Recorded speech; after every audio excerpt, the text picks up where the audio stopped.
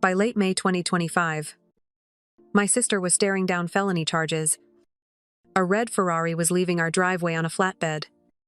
And a judge's protective orders, plus hospital HIPAA restrictions, barred my parents from any access to my grandfather or his records. That is how far it went, before anyone in my family stopped calling me dramatic. I'm Madison Hale, 32, VP of Marketing in New York City. I take the 612 home to Greenwich, Connecticut, where the hedges are trimmed like they have a publicist, and the neighbors wave just enough to be polite. I always thought betrayal would look like a Hollywood scene. It doesn't. It looks like autopay. It looks like, can you cover this month and we'll square it later? It looks like love weaponized by people who know your soft spots. What they didn't know was I document everything. I'm the person who names files the year, month, day down to the minute, PDFs, emails, bank statements. If you've ever sat at a kitchen table and explained your budget to people who treat your income like a community chest, tell me where you're watching from. I want to know how far this story has to travel to find the person who needs it. Here's the baseline. Because every good plan needs a ledger. In 2017, after my first big bonus hit, I created what I called the Grandpa Care Fund. I funneled RSUs as they vested, stacked bonuses, and kept the account separate so no one could call it extra. By early 2025, it stood at $3.86 million. That wasn't magic. It was compounding, vest schedules, and a promise to the man who taught me to read the business section like scripture. His name is Edward. He's 82. He is the only person I've never once had to recover from trusting. Now the part I used to call generosity and now call a paper trail. From May 2022 through April 2025, I paid my parents' mortgage $9,000 a month. I floated 2 family credit cards, $4,000. I covered my sister's car $2,000 because a professional image apparently needs a supercar to accessorize it. $15,000 a month for 36 months. $540,000. I make about $600 a year before equity. So on paper it seemed doable. In reality, it was a slow bleed. I hid behind a straight face and a calendar full of quick calls. Family dynamics in one sentence. I am the responsible daughter, Lydia. My younger sister is the golden child. My father, Richard, loves a big idea and a small bill. My mother, Diane, can spin a crisis into a favor owed in less than a minute. Growing up, I self-funded college and learned to negotiate rent with roommates who collected vintage plants. Lydia collected attention. The spotlight followed her. And somehow the bill followed me.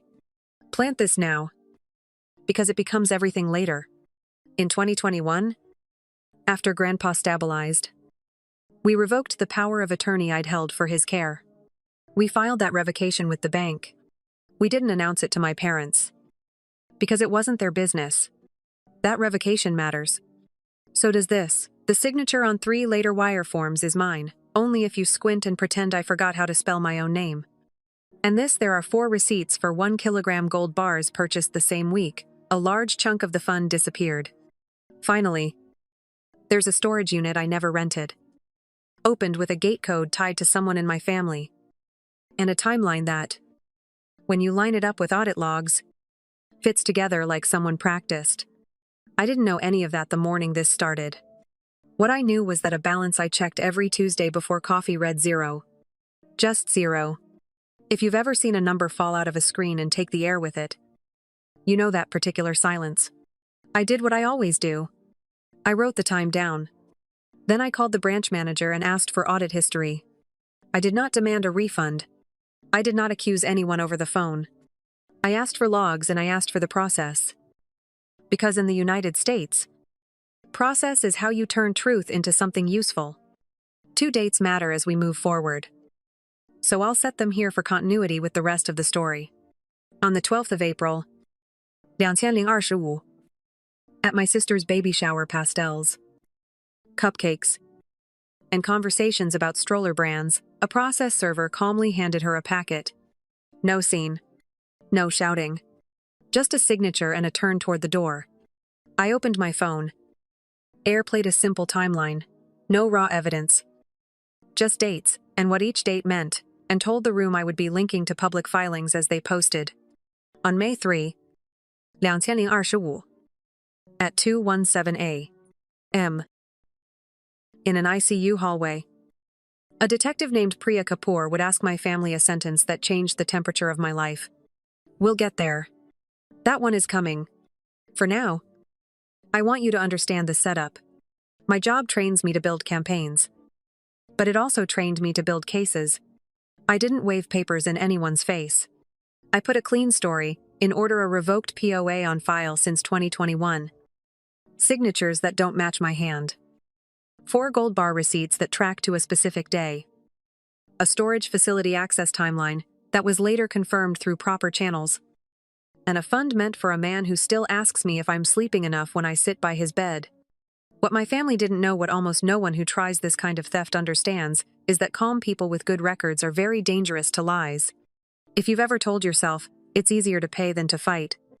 I get it. I told myself that for 3 years. But the moment you see 0, the math changes. You stop being the cushion and start being the spring that snaps back hard enough to leave a mark. Looking back now, the pattern wasn't dramatic. It was domestic. It was the slow, soft kind of erosion that happens when love and obligation get braided together so tightly, you can't see the knot anymore. On paper, I could afford it.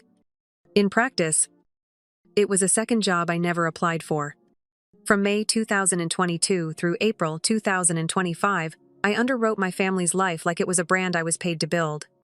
$9,000 a month to keep my parents' colonial on the right side of the mortgage company. $4,000 across 2 credit cards that always seemed to be within a few hundred of the limit because there was always a reason. $2,000 for my sister's car because a professional image apparently needed a supercar to match the filter. $15,000 every month. 36 times. $540,000 in total. The transfers sat on my statements like fence posts. Regular. Even. Almost respectable. I grew up as the responsible daughter in a house that rewarded last-minute miracles more than steady effort. Richard. My dad. Loves a plan, as long as it's his and someone else pays for it. Diane. My mom. We can turn a simple favor into a family myth. Remember when we all pulled together? Madison Lydia. My sister. Learned early that if she insisted, someone would absorb the landing. I learned to be the landing. Here's what that looked like in real numbers and normal scenes. In 2022, a temporary tax surprise became 6 months of just until we catch up.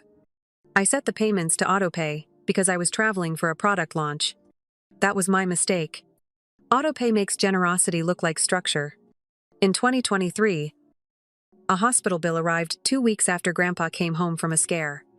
Insurance covered most of it. I covered the part insurance didn't, because I refused to let anyone talk about money in his room. Around the holidays, Lydia called twice in 1 week.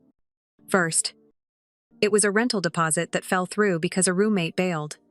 Then it was a networking conference where she swore the right handbag would read as credibility. I told myself image matters in her field. I told myself, everyone starts somewhere. I told myself a lot of things that were technically true but emotionally convenient. I self-funded college. I had roommates, a mattress on the floor for a while, and a habit of budgeting with a highlighter. Lydia had a different path. She took a tour through majors that looked great on a parent newsletter. Then an internship she never finished.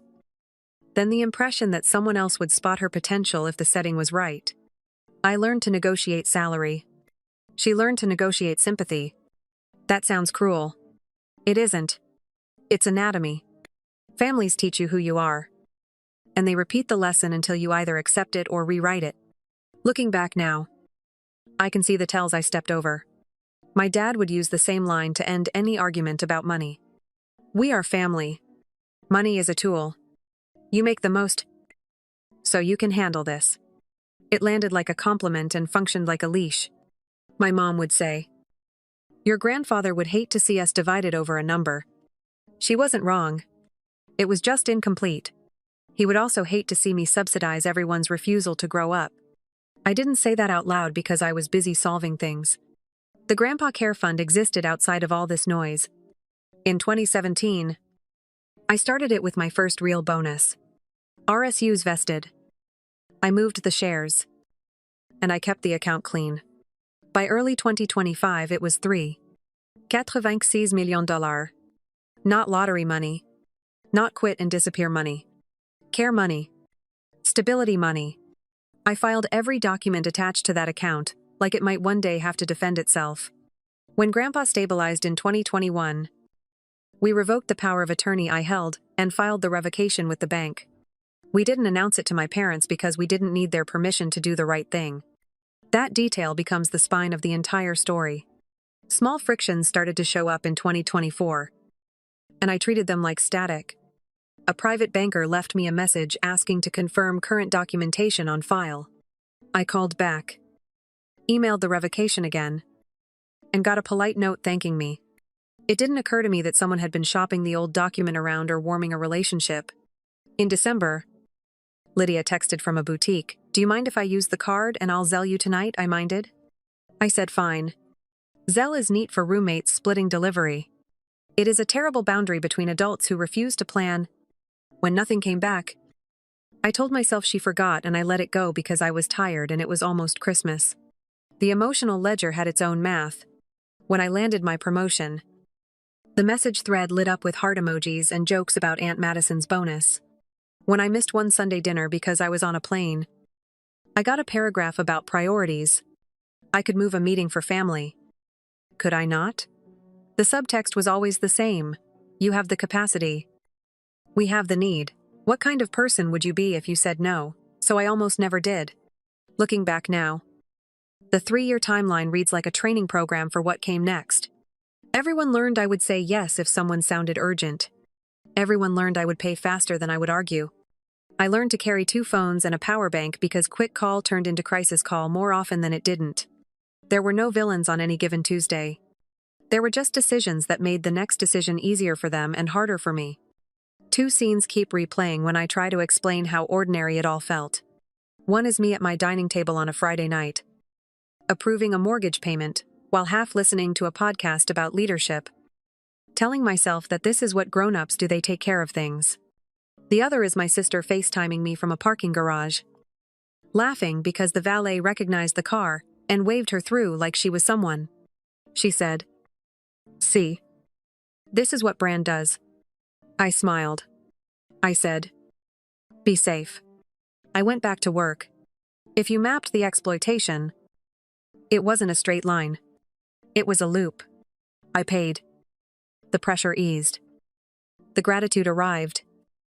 The expectations reset. The next ask came. The loop only breaks when you change the inputs. I didn't change them for a long time because changing them felt like setting off an alarm I wasn't ready to hear. I want to be clear about something, for anyone tracking the legal side. Those 3 years of payments were voluntary. I wasn't scammed on those transfers. I wasn't tricked. I chose badly. And I chose often.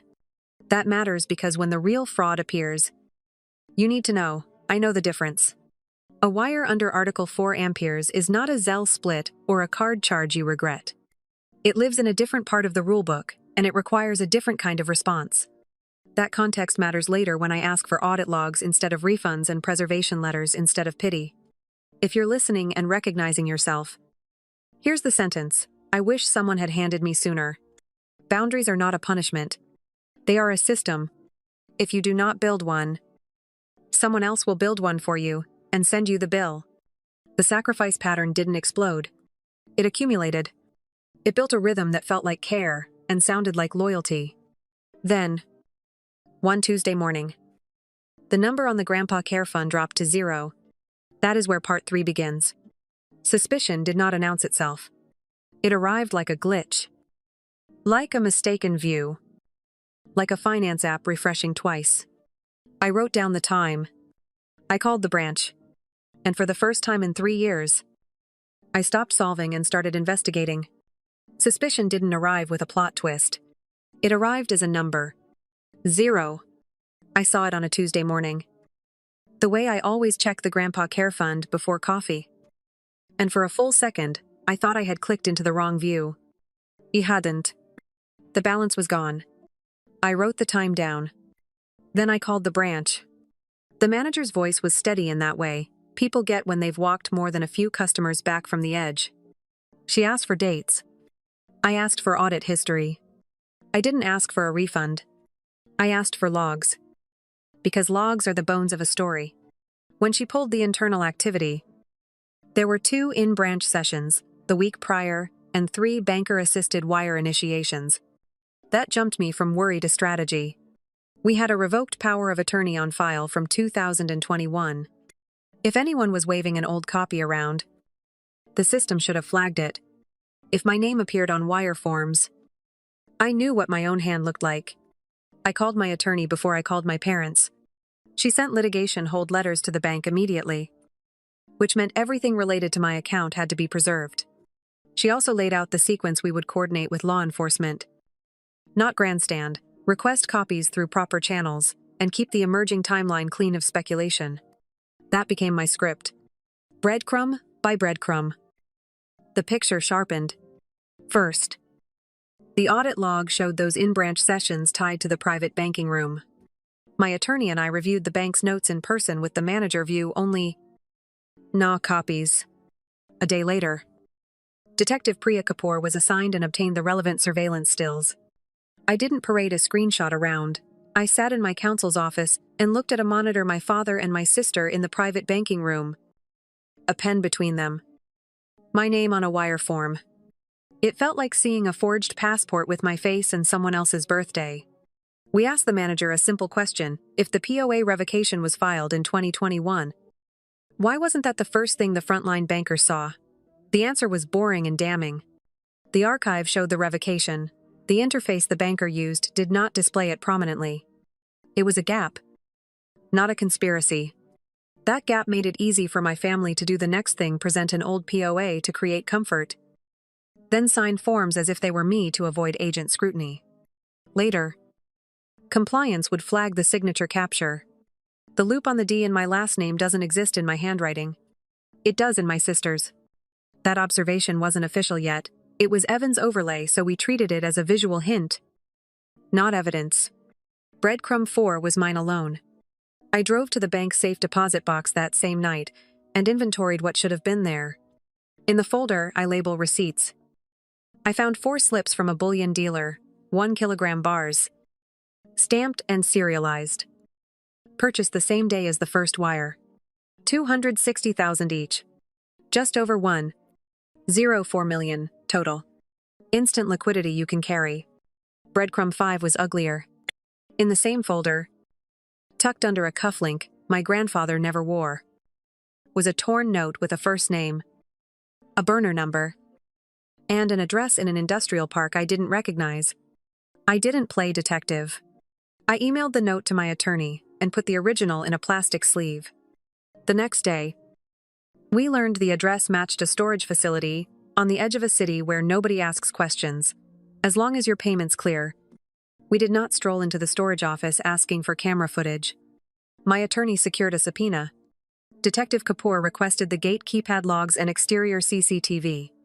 The facility produced a clean export entries tied to individual pins, each pin mapped to a tenant. One of those pins was assigned to an account rented under my mother's maiden name. The license plate reader hit on my sister's car came from Detective Kapoor's access. Not me.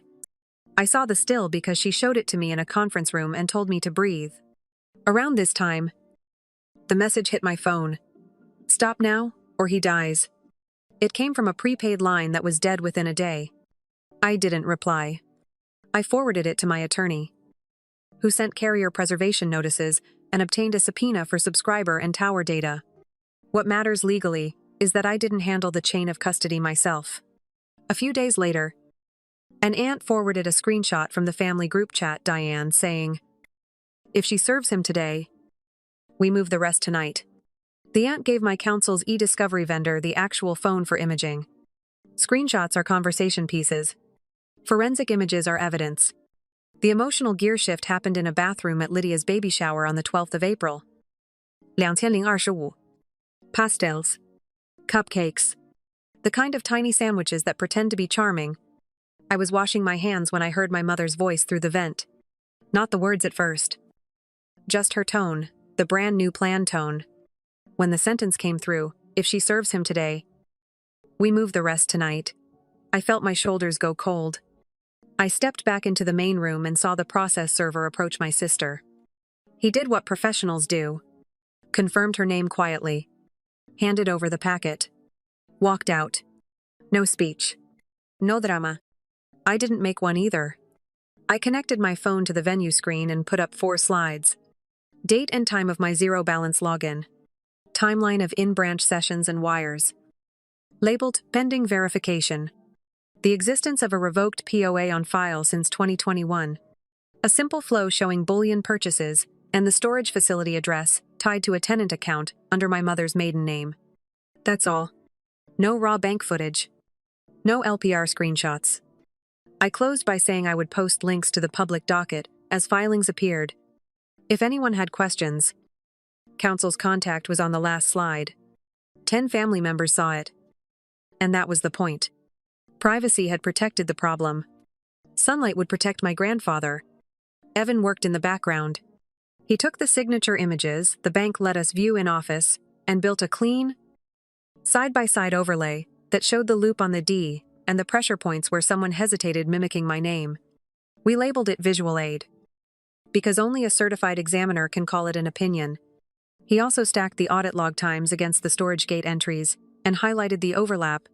When you lined them up, the choreography was obvious. Wire. Buy. Store. Repeat. Marjorie, the charge nurse who has known my grandfather for years, stepped from friend to validator in one call. She asked me to come by after visiting hours and walked me to administration to file a formal note about unusual badge activity near my grandfather's room. She did not accuse anyone by name. She did what professionals do. She put facts in a system that can act on them. That is how Detective Kapoor entered the story with a badge and a schedule. It's also how we got to the sentence that snaps our timeline into focus 2 weeks later. There's a reason I keep repeating the steps. People think betrayal is a moment. It isn't. It's a set of decisions made in sequence by people who count on you not connecting the dots. The dots were all there: a revoked POA, ignored by a frontline interface, forged signatures presented as mine to avoid agent scrutiny, 4 serialized gold bars, a tenant pin that wasn't mine, a burner text with a threat, a bathroom sentence about moving the rest tonight. Put them on a board and they look like a plot. Put them in the right order and they become proof. By the end of that week, the fund wasn't just empty. It had a map. And once a theft has a map, it also has a destination. Mine was an ICU corridor at 217A M on May 3, 2025, where discovery stops being theoretical and becomes a conversation with consequences. Awakening didn't feel like triumph. It felt like finally hearing a sound that had been playing under every conversation for years. Once the timeline was on the wall, the story stopped being a feeling and became a sequence. That's when the 3 layers separated. First layer. The surface betrayal, what happened. No adjectives needed. A fund I built for my grandfather's care was emptied through 3 banker-assisted wires. A revoked power of attorney, on file since 2021, was waived to lower scrutiny, then set aside so my name could be signed as if I were present. 4 serialized 1-kilogram gold bars were purchased the same day the first wire hit. The rest of the money pivoted toward the kind of channels people use when they want speed and forget that everything leaves a mark. Those are just facts. You can disagree with my tone. You cannot disagree with dates. Second layer. The deeper conspiracy: who moved with whom. It wasn't a mastermind. It was a choreography. My father, Richard, set the appointments and played the we're family. We already have papers on file card. My mother, Diane, rented a storage unit under her maiden name so her current ID wouldn't cross-reference easily with anything bearing our family surname. Lydia, my sister, presented confidence like a credential and signed where my name belonged, favoring the same loop on the D she has used since high school. A nurse practitioner who used to float through my grandfather's unit Knew enough about shift changes to pick quieter doorways. She wasn't family. She was an access point. Each person did the piece that felt normal to them. That's why it worked until it didn't. Third layer. In the pattern, how long the plan had been warming. Detective Priya pulled interface notes and confirmed something the branch manager had admitted. The frontline banker's screen didn't surface the 2021 revocation as loudly as the archive did. Boring gap. Useful to people who rely on gaps. In prior months, there were documentation refresh touches on the account. Nothing that moved money. Just the kind of cautious taps people use to see which door is unlocked. The minute the path looked smooth, they moved fast wire. Buy. Store. Repeat. That sequence showed up the same way, in 3 places at once: audit logs, bullion receipts, storage keypad entries. The plan wasn't brilliant. It was practiced.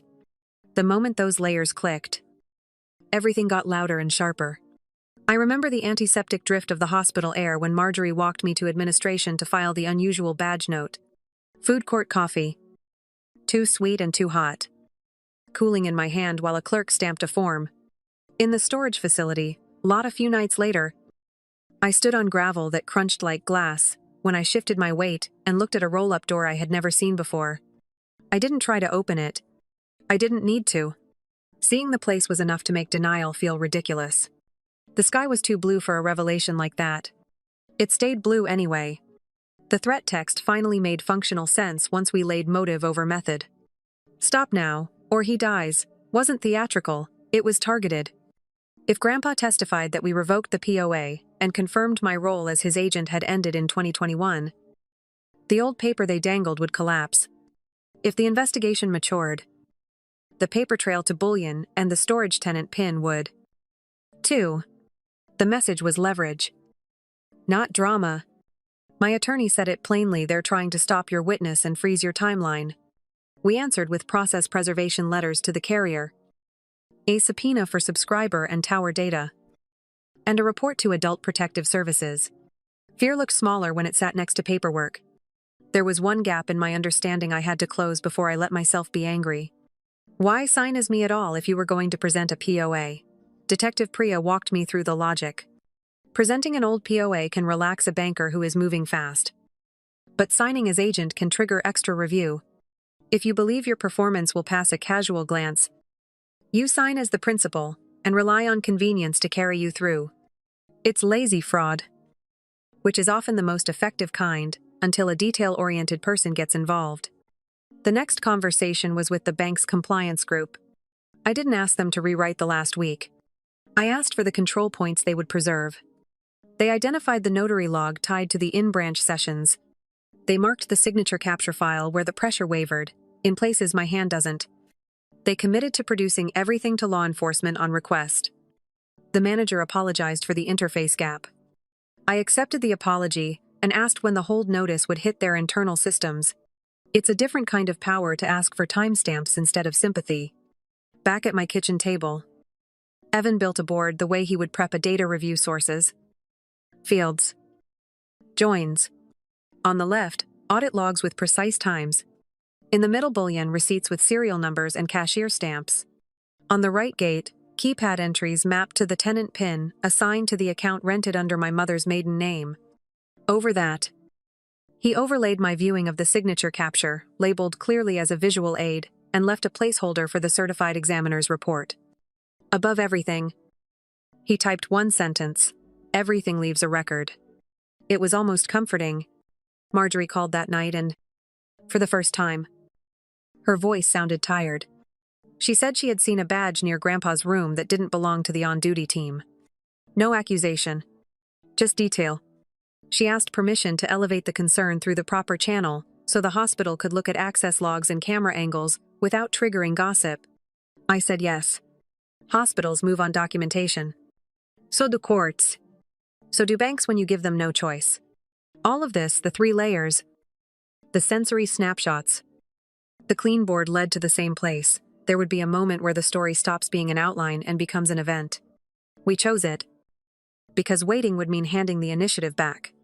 Anai-se o corredor at 217A. On May 3, 2025 is not dramatic because I say it is. It is dramatic because procedure is dramatic when you have skin in the game. Security would stand where they always stand. Detective Priya would do what she always does, ask direct questions. Document direct answers. My job would be to shut up, stand still, and let the work I had already done carry the room. This is the part of the story where people expect rage. Rage is easy. Clarity is harder. Clarity told me who did what, where, when, and why it made sense to them. Clarity also told me what would matter to a judge, a jury, and a hospital board.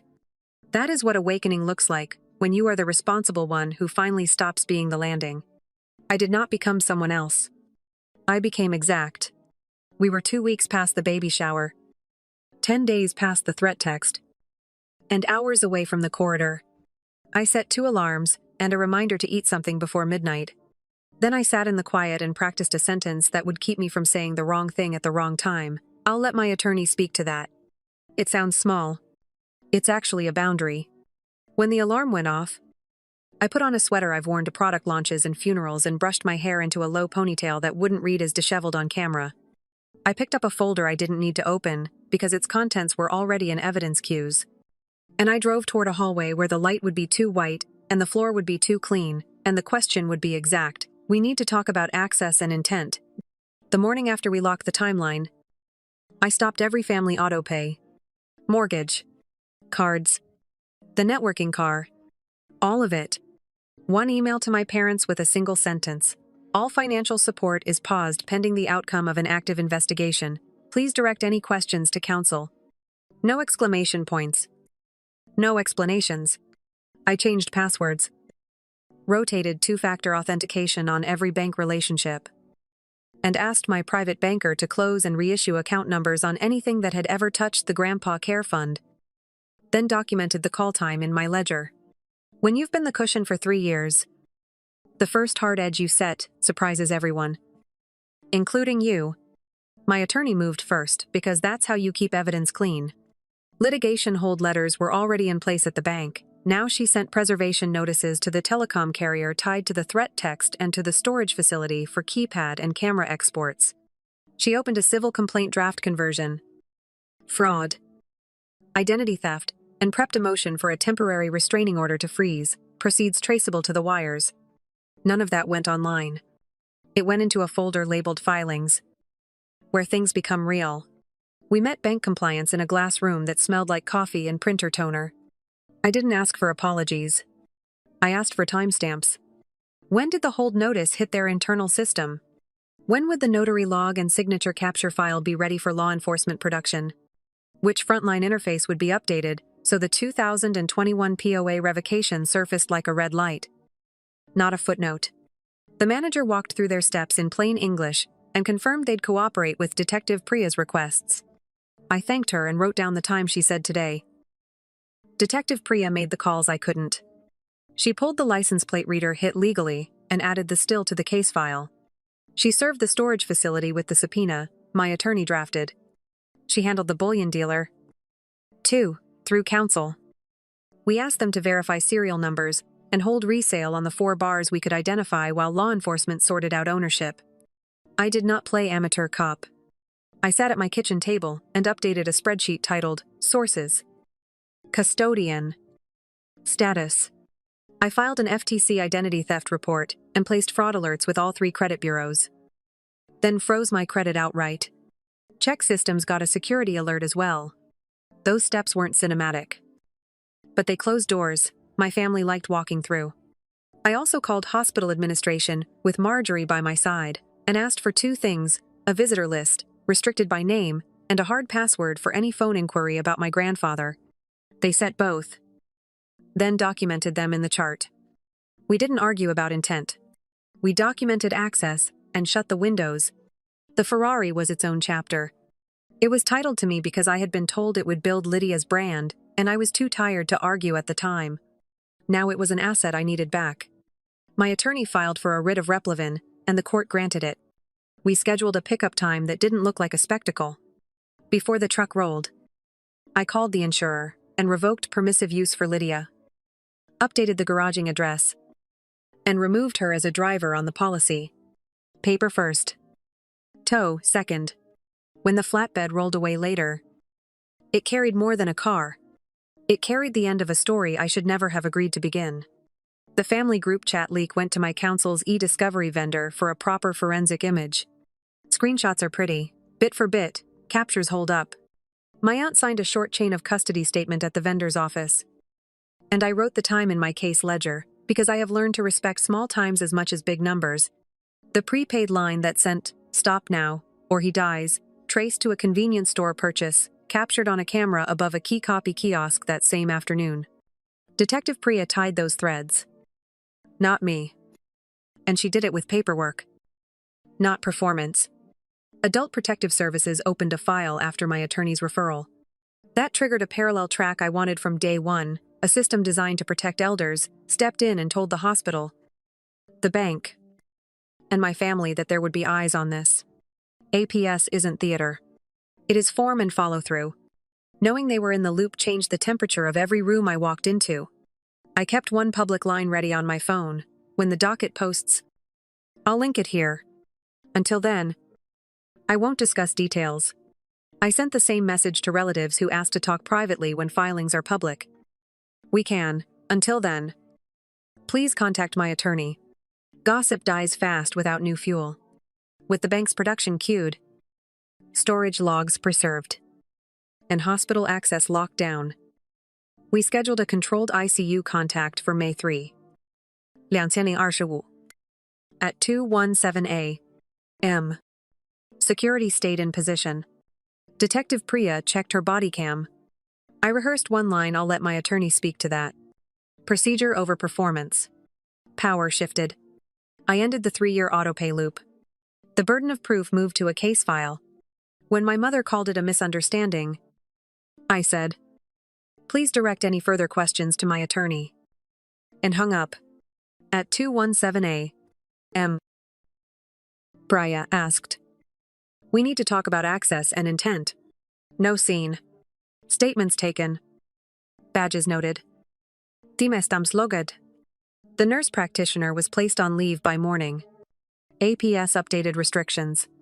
The hospital issued a memo and added a hard password. Only 2 people knew. The writ of Replevin cleared. The insurer revoked Lydia's permissive use. The tow truck took the Ferrari. By late May 2025, the docket posted. I linked to the filings, no adjectives. Just records. Lydia's employer put her on leave. My parents emailed. I routed everything through counsel. The bank packaged notary logs and signature capture files. The bullion dealer froze the 4 serialized bars and later flagged an attempted resale. I kept my promise post-filings only. No commentary. Consequences followed. No problem license suspended pending investigation. APS stayed active. And the house went quiet. No autopays. No quick calls. I briefed my own HR for transparency. Justice felt proportional. The rest is recovery. Story 2. I was buttering toast when Ray, my stepfather, flipped the kitchen light off and on like a cop at a window and said, "You won't need that hand today." Ordinary morning. Shocking sentence. I looked at my palm. At the violin rosin dust, still faint in the lines from last night. I decided not to ask what he meant. I decided to go anyway. I didn't know then why he wanted me quiet. But that truth was already moving toward me. Dark and fast. My name is Mina Tran. 20 years old. Graveyard shift baker at a strip mall grocery, and a violinist because the bow taught me to breathe when the house didn't. I'd been rehearsing for months, mornings, nights, lunch breaks where I ate, standing up with the metronome ticking on my phone. The audition was for a full scholarship at Northwood Conservatory. 2 states away, and a lifetime from this kitchen, with the burnt sticker on the oven, and the smell of Ray's menthols ground into the grout. Mom scrolled at the table, her nails clicking like impatient metronome beats. "Big day," she said without looking up. Not pride. "Weather report. Warm-ups start at 9. I said, "I'll catch the 740 bus." Ray snorted into his coffee. "Whole city's gonna stop for your fiddle. He's 45. Ex-roofer. Part-time bar philosopher. Full-time collector of reasons other people owe him. He likes to pretend my violin is a toy until he needs me to play something for his drinking buddies, and they call me kiddo and prodigy in the same breath. Theo patted in. Hair sticking up. Hugging his stuffed turtle by the fin. He's 8. He leaned against my hip. Play the fast one later, he asked. If they let me. I said, tapping the turtle's shell. The fast one was our secret. The one that made him laugh even when Ray was loud. I took my case from behind the couch and checked the latches. Strings fine. Bridge, straight. Bow hair tightened to a finger's width. My dress was forest green. Simple. The sleeves to the elbow, because stage lights can be cruel. I pinned my hair up so it wouldn't tickle my face mid-shift. Everything about me felt steady. That steadiness was new. Earned. Mina. Ray leaned back. Watching. You going in, that he asked. Looks like a church curtain. Looks like not your business. I said before I could stop myself. His smile didn't reach his eyes. Careful. Hands are fragile. Doors are heavy. I rinsed my cup. Heart thudding. I've learned to catalog small threats, the way you catalog groceries, note them. Bag them. Carry what you can. I slung my case over my shoulder and kissed Theo's hair. Back for dinner. I told Mom. She waved a hand. Don't make a mess when you get back. Outside. The air was damp and neon bright from last night's rain.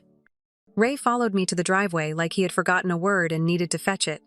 I'll give you a ride, he said. Casual like the smoke between his fingers. I'm fine with the bus. What? Too good for my car. His voice dropped. Get in. Arguing takes time. I didn't have. I put the case gently in the trunk. Eased it to the right so it wouldn't shift. I bent to adjust the strap. The trunk slammed. Pain exploded through my left hand, so bright I saw static. For a second, there was no sound. Just the kind of silence that makes you think your body has shut off. Then my own breath came back as a sharp hiss. The metal edge had caught my fingers across the knuckles. I yanked back. Stumbling. Clutching my hand to my chest. Blood beaded in a neat line like a red staff on the back of my fingers. Oh. Ray said. Theatrical. Didn't see you there. He didn't open the trunk. He didn't look sorry. He looked pleased with how well things fold when you press hard. I swallowed. Tasting metal. Keys. I said. My voice sounded like it belonged to someone older. Someone done. He dangled them. Bus is quicker, he said, and dropped them into his pocket. Fine. Decision made. I wrapped my hand in the clean dish towel from my case. The one I used to wipe rosin off the strings. I didn't ask for ice. I didn't give him the satisfaction of seeing if the violin was okay. I walked 3 blocks to the stop. Each step charting the pain. Thumb throbbing. Index fire. Middle worse than fire. Ring numb in that dangerous, sneaky way. The bus grumbled up smelling like wet wool and old coffee. I stood the whole ride because sitting felt too much like surrender. A woman in scrubs glanced at my hand and offered me a packet of gauze. Keep it clean, she said. Tight but not too tight. Thank you, I said. People who fix things for a living always sound like they've already seen the end, and it's survivable. The arts center rose out of the block like someone had dropped a music box among empty storefronts. Inside, voices overlapped. Someone hummed scales. Shoes squeaked on the floor. Parents arranged flower bouquets on their laps and whispered about traffic. I checked in and the volunteer wrote Mina Tran Violin on a sticker as if putting my name in print could make it safe. Backstage. I found a corner near the faded velvet curtain and flexed my hand slowly. The swelling was already a soft hill under the skin. I could still press down on the A string if I hugged the fingerboard with the side of my finger. Not the pad. Ugly solution. But sound is sound. Cora slipped in like a gust of espresso. She's 21. My friend from the bakery who can carve roses out of frosting with a plastic knife. You look like a forest and a warning, she said. And then saw my hand. Tell me who, and I'll tell him something he can't forget. Later, I said. I need you to do me a favor now. I handed her my phone. If I pass out mid-bach, film it from a flattering angle. Here I sofnil. I'm your anchor. Remember you play. I catch. The other violinists floated on and off stage. Metronomes of nerves. When the stage manager crooked a finger at me, my heart knocked once, and then found tempo. I stepped into light. The hall swam slightly. The judges sat like statues with pencils. No, Ray. No, Mom. That absence burned and soothed at the same time. I tucked the instrument under my chin. Let my left hand tremble once, and then fall still. Bow to string. First note. Pain isn't a scream. It's a conversation. Mine said. Are you sure? I said. Keep going. Each shift up the neck was a negotiation. I shaped phrases like I was carrying heavy boxes up a tight staircase. The sarabande's slow grief did what it always does. It told me the truth, but in a way, I could stand to hear. A girl in row 3 had tears in her eyes.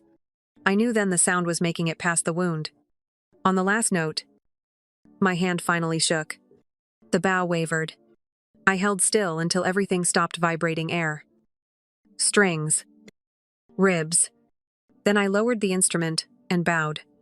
The applause was real. Not polite. Real. A silver-haired judge stood. Miss Tran, she said. Voice gentle but exact. May I see your hand? I showed her the makeshift bandage. She nodded once. Like this, confirmed something she already suspected. We don't reward self-harm, she said. We reward courage paired with judgment. You have the first. Don't lose the second. She set a card on the edge of the stage. Call me tomorrow morning. We'll arrange a private audition when you're treated. Heat pricked behind my eyes. Relief is its own kind of pain. Thank you, I said. Back in the corridor. Cora hugged me without touching my left arm. I filmed everything, she said. And I didn't faint. Show off, I said.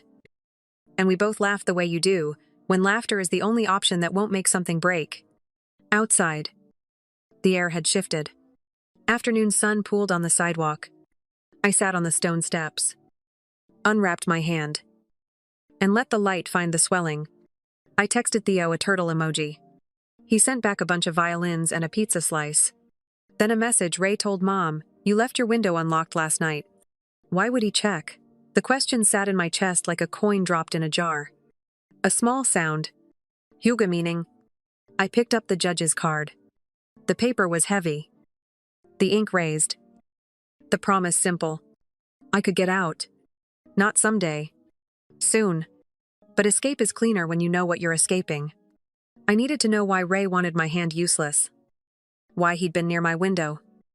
Why his smile had looked like victory when the trunk slammed shut. I stood, tucked the card into my case, and walked to the clinic around the corner. Stitches first. Answers next. As I pushed the door open, the bell chimed a bright, ordinary sound that didn't know what waited on the other side of this day. I didn't either. Not yet. But when Theo's second text arrived, Aunt Vi says she found your old laptop in Ray's closet, I understood the next move was mine. The clinic smelled like lemon cleaner and snow. A nurse named Leanne rinsed my hand and said, You play. Then we're going to be careful. Doctor. Chen stitched the split skin with neat patience. His glasses fogging every time he laughed at his own tiny jokes. He showed me how to tape the fingers so the joints stayed free. No heroics, he said. Ice. Elevate. Short practice only. Call if the color goes weird. I have a private audition, I said. Then your job is to arrive with 10 working tendons, he said. Pain is negotiable. Nerve damage is not. Outside. Cora waited with 2 paper cups. Coffee for her. Tea for me. She walked me to her old hatchback like I might fall over. Where to? She asked. Aunt Vi's, I said.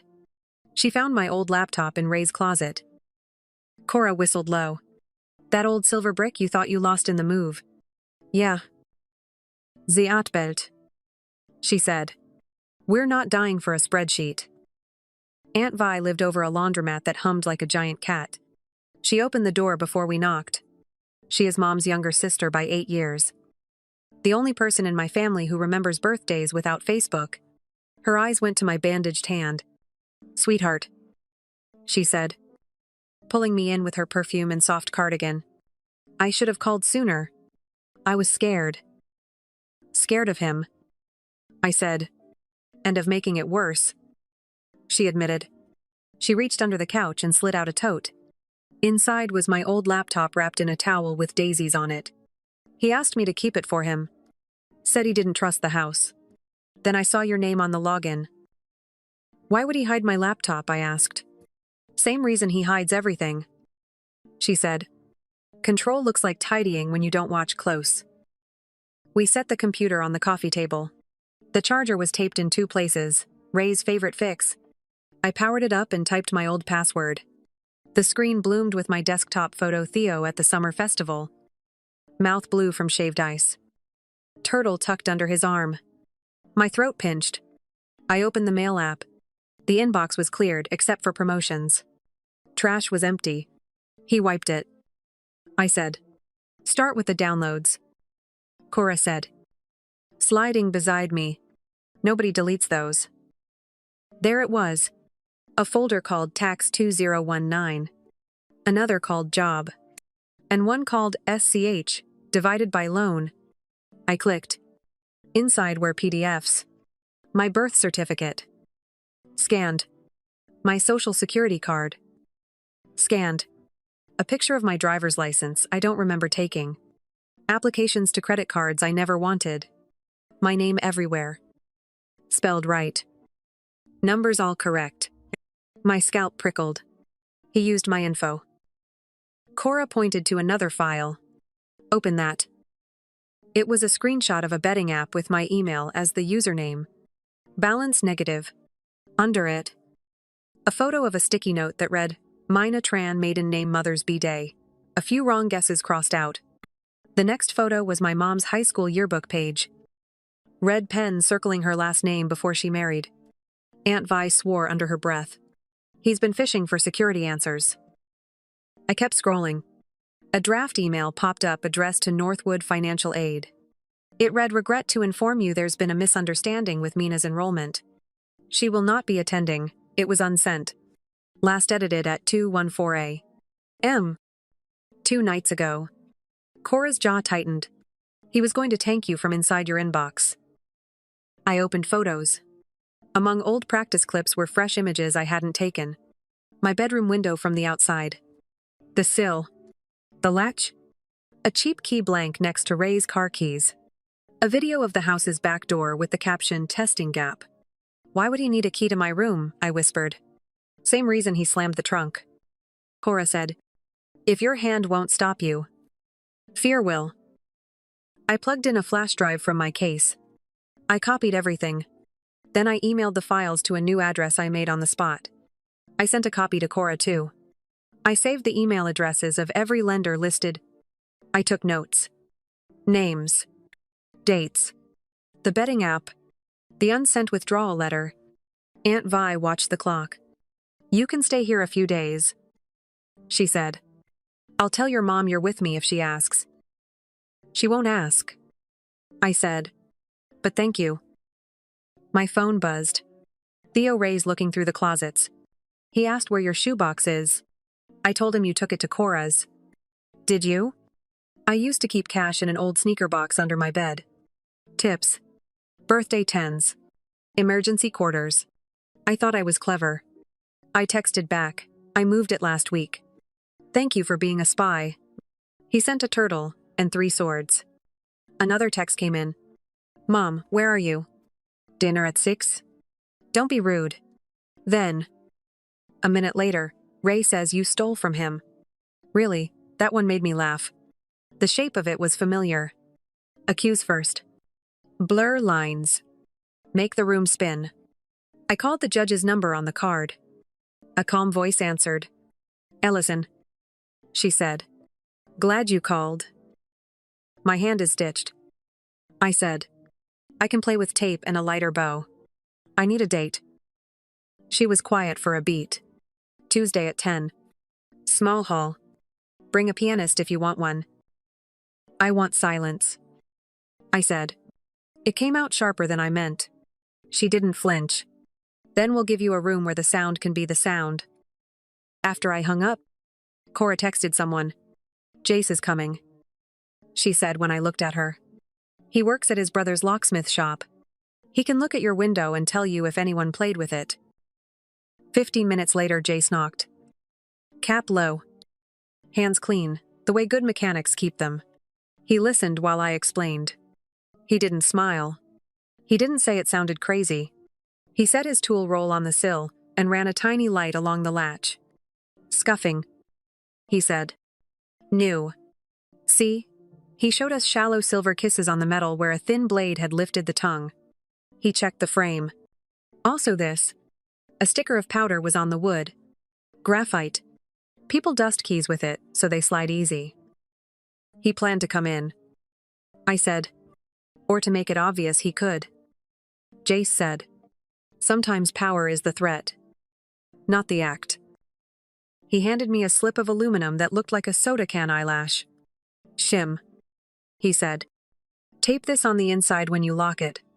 If someone tries to slip the latch, it'll cut the tape. Proof. Cora stared at the laptop. Proof we already have. 2 kinds are better than 1. Jace said. Monsters don't like mirrors from multiple angles. Aunt Vi made noodles with butter, garlic, and too much pepper. We ate on the floor. It felt like middle school when she used to babysit me and we'd pretend the couch was a castle. At 9, she yawned and said, I'm old. Couch is yours. I'll take the bed. She touched my hair as she passed. It was the kind of touch that says, stay alive. I lay awake listening to the laundromat's warm thunder. My hand pulsed with its own clock. Theo's texts replayed. The window. The closet. The shoebox. The unsent email. The betting balance. The graphite dust. And beneath everything. And a question. Why were Mom's silences as sharp as Ray's noise? Sometime after midnight. My phone buzzed again. A number I didn't know. A message. Check your savings account. Unknown sent a link to a screenshot to withdrawals. Days apart. Both ATM. Both cash. Both at the gas station near our house. I recognized the grainy security cam in the corner. I recognized the shape of the shoulders in the reflection. Ray's jacket.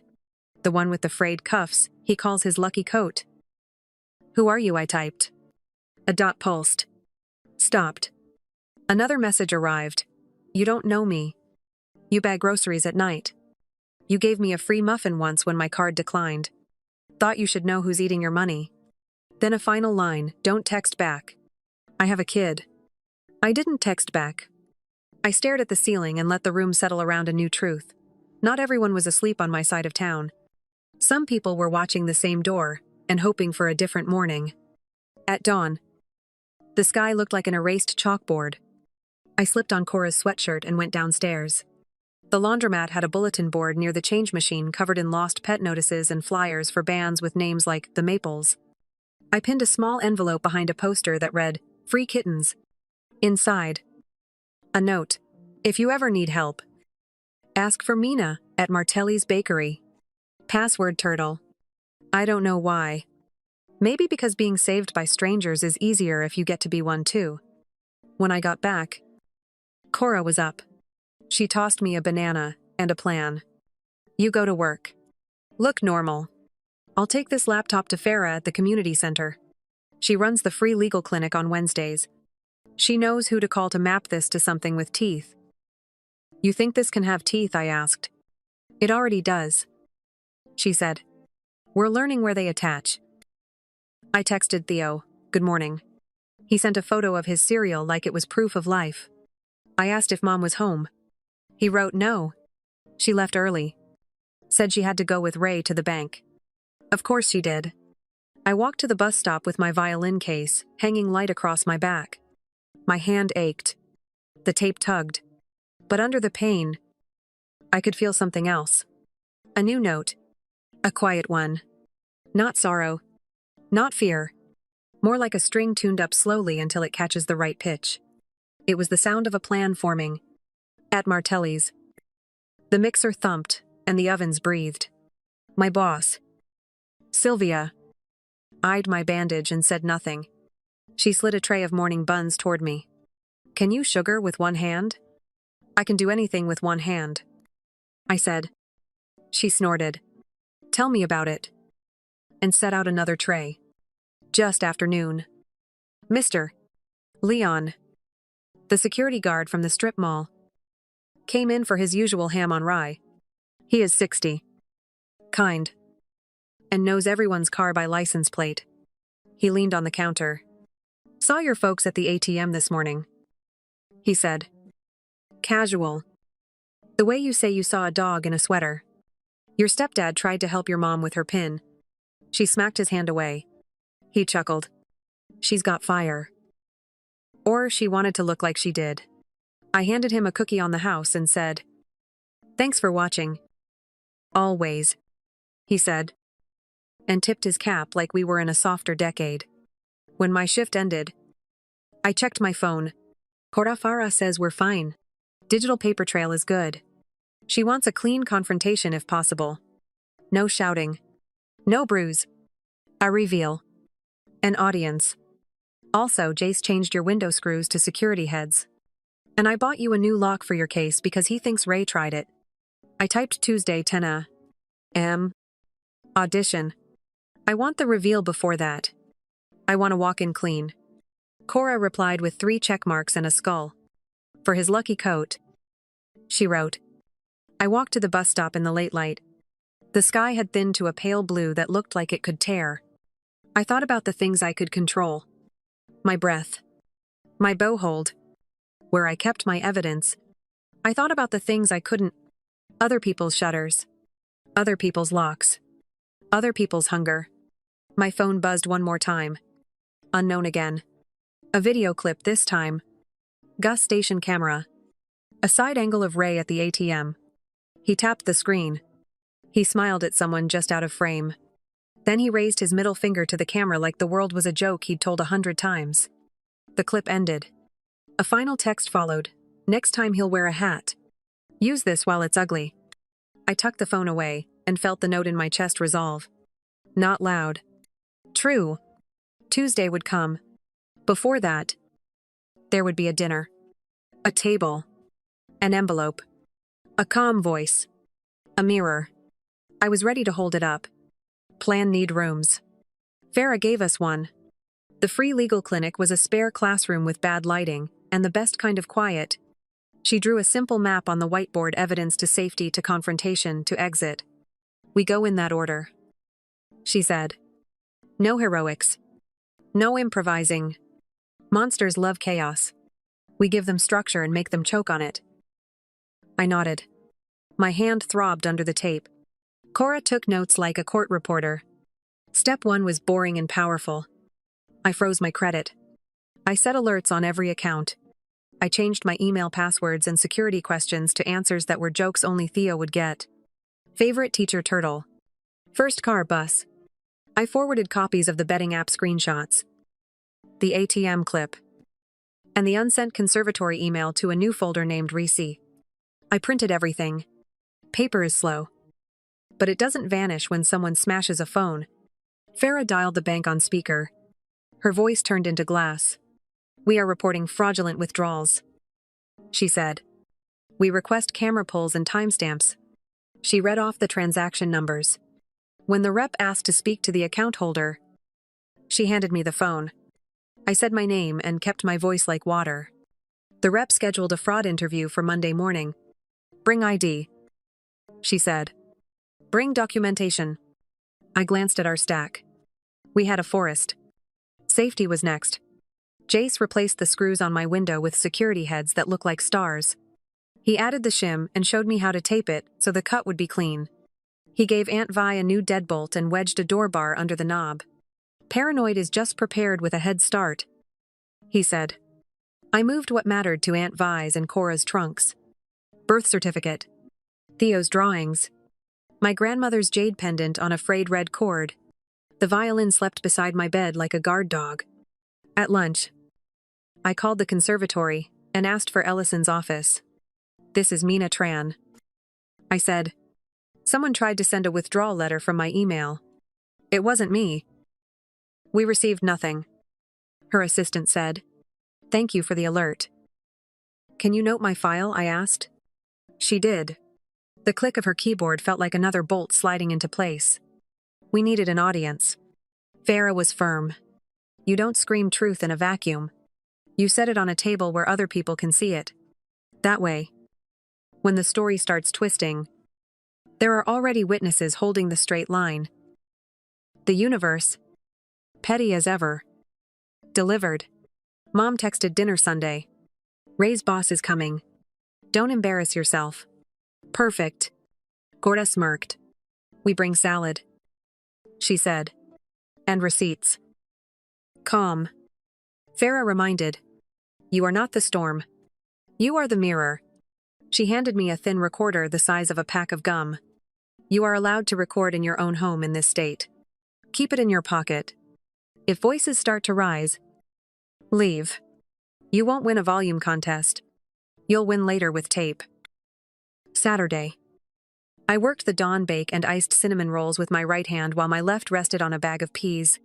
Sylvia hummed a Sinatra song under her breath and didn't ask anything she knew. I couldn't say out loud at a bakery counter.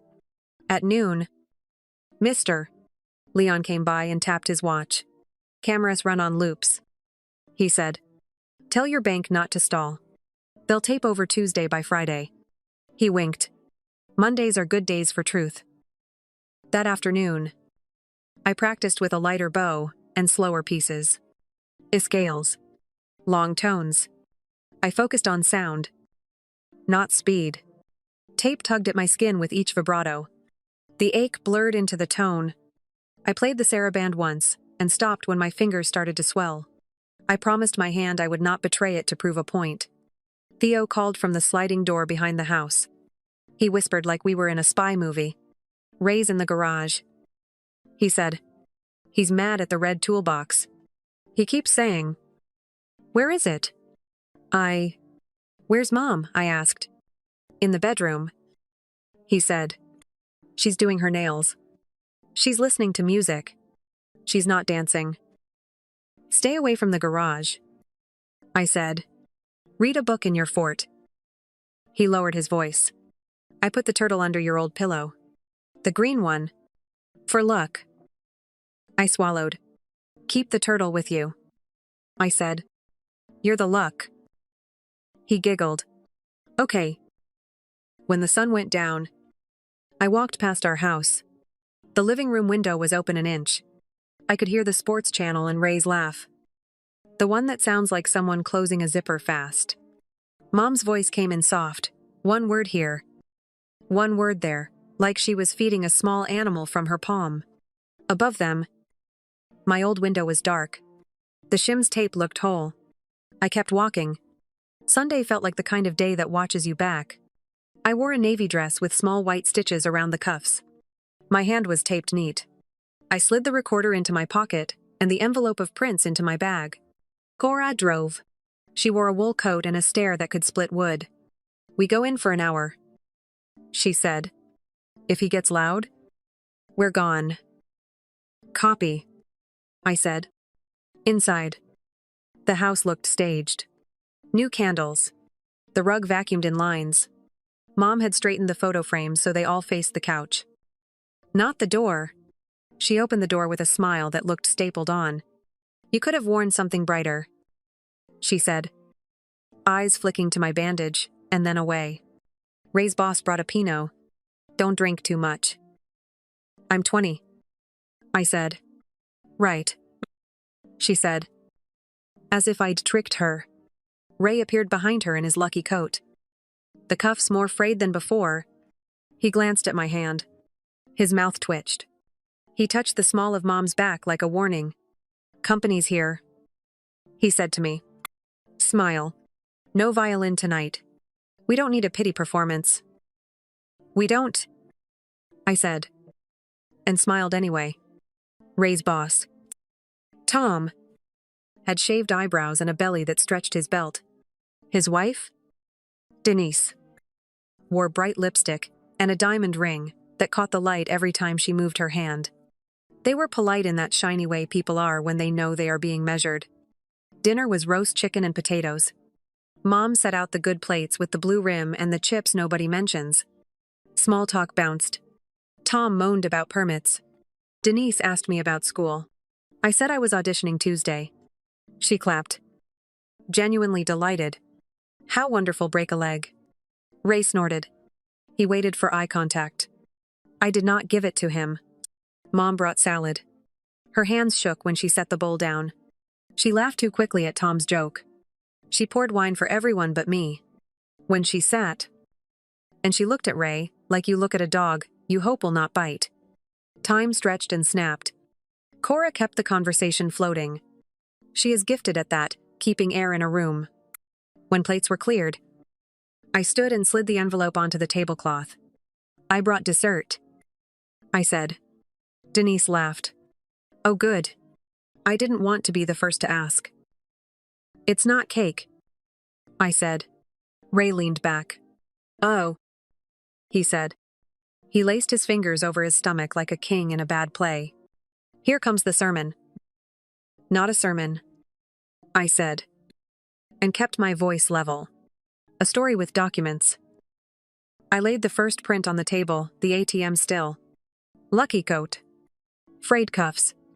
No face, just a jacket and a watch with a cracked band Ray never takes off.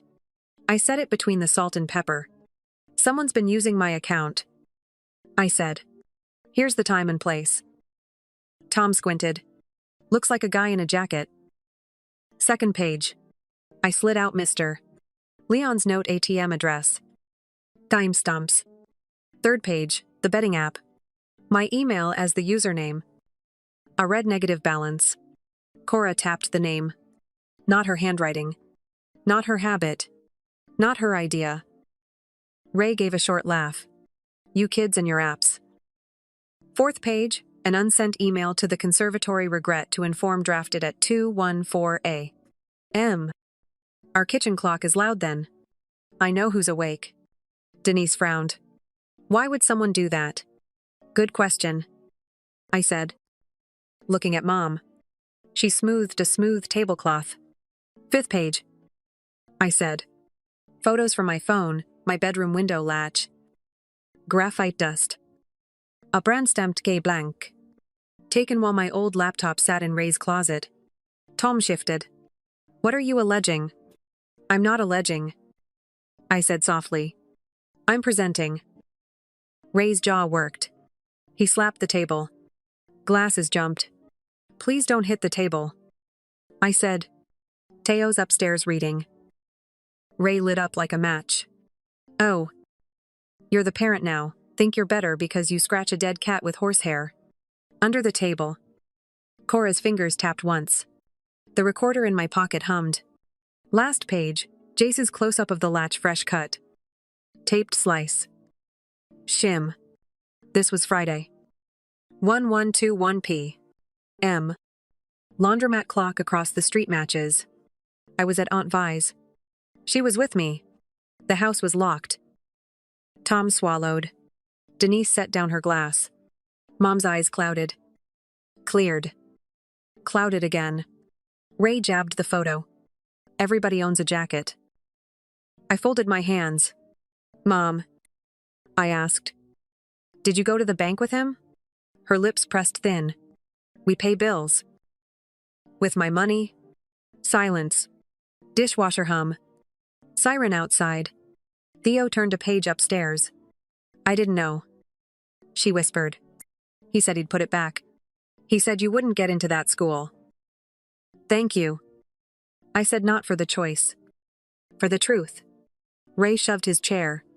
Reached for the envelope. I set my hand on the stack. Touch it, and we all leave. He froze. I looked at Tom and Denise.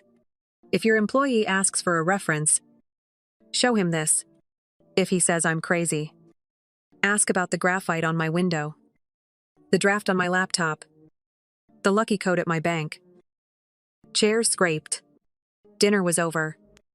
Whether the plates knew it or not. I turned to Mom. I have a private audition Tuesday at 10. I'm going. I won't answer texts. I'm not coming home tonight. Theo leaves this house by next weekend, either with me or Aunt Vi. If not, this goes to a detective, a judge, and a feed bigger than this table. You will not, Ray began.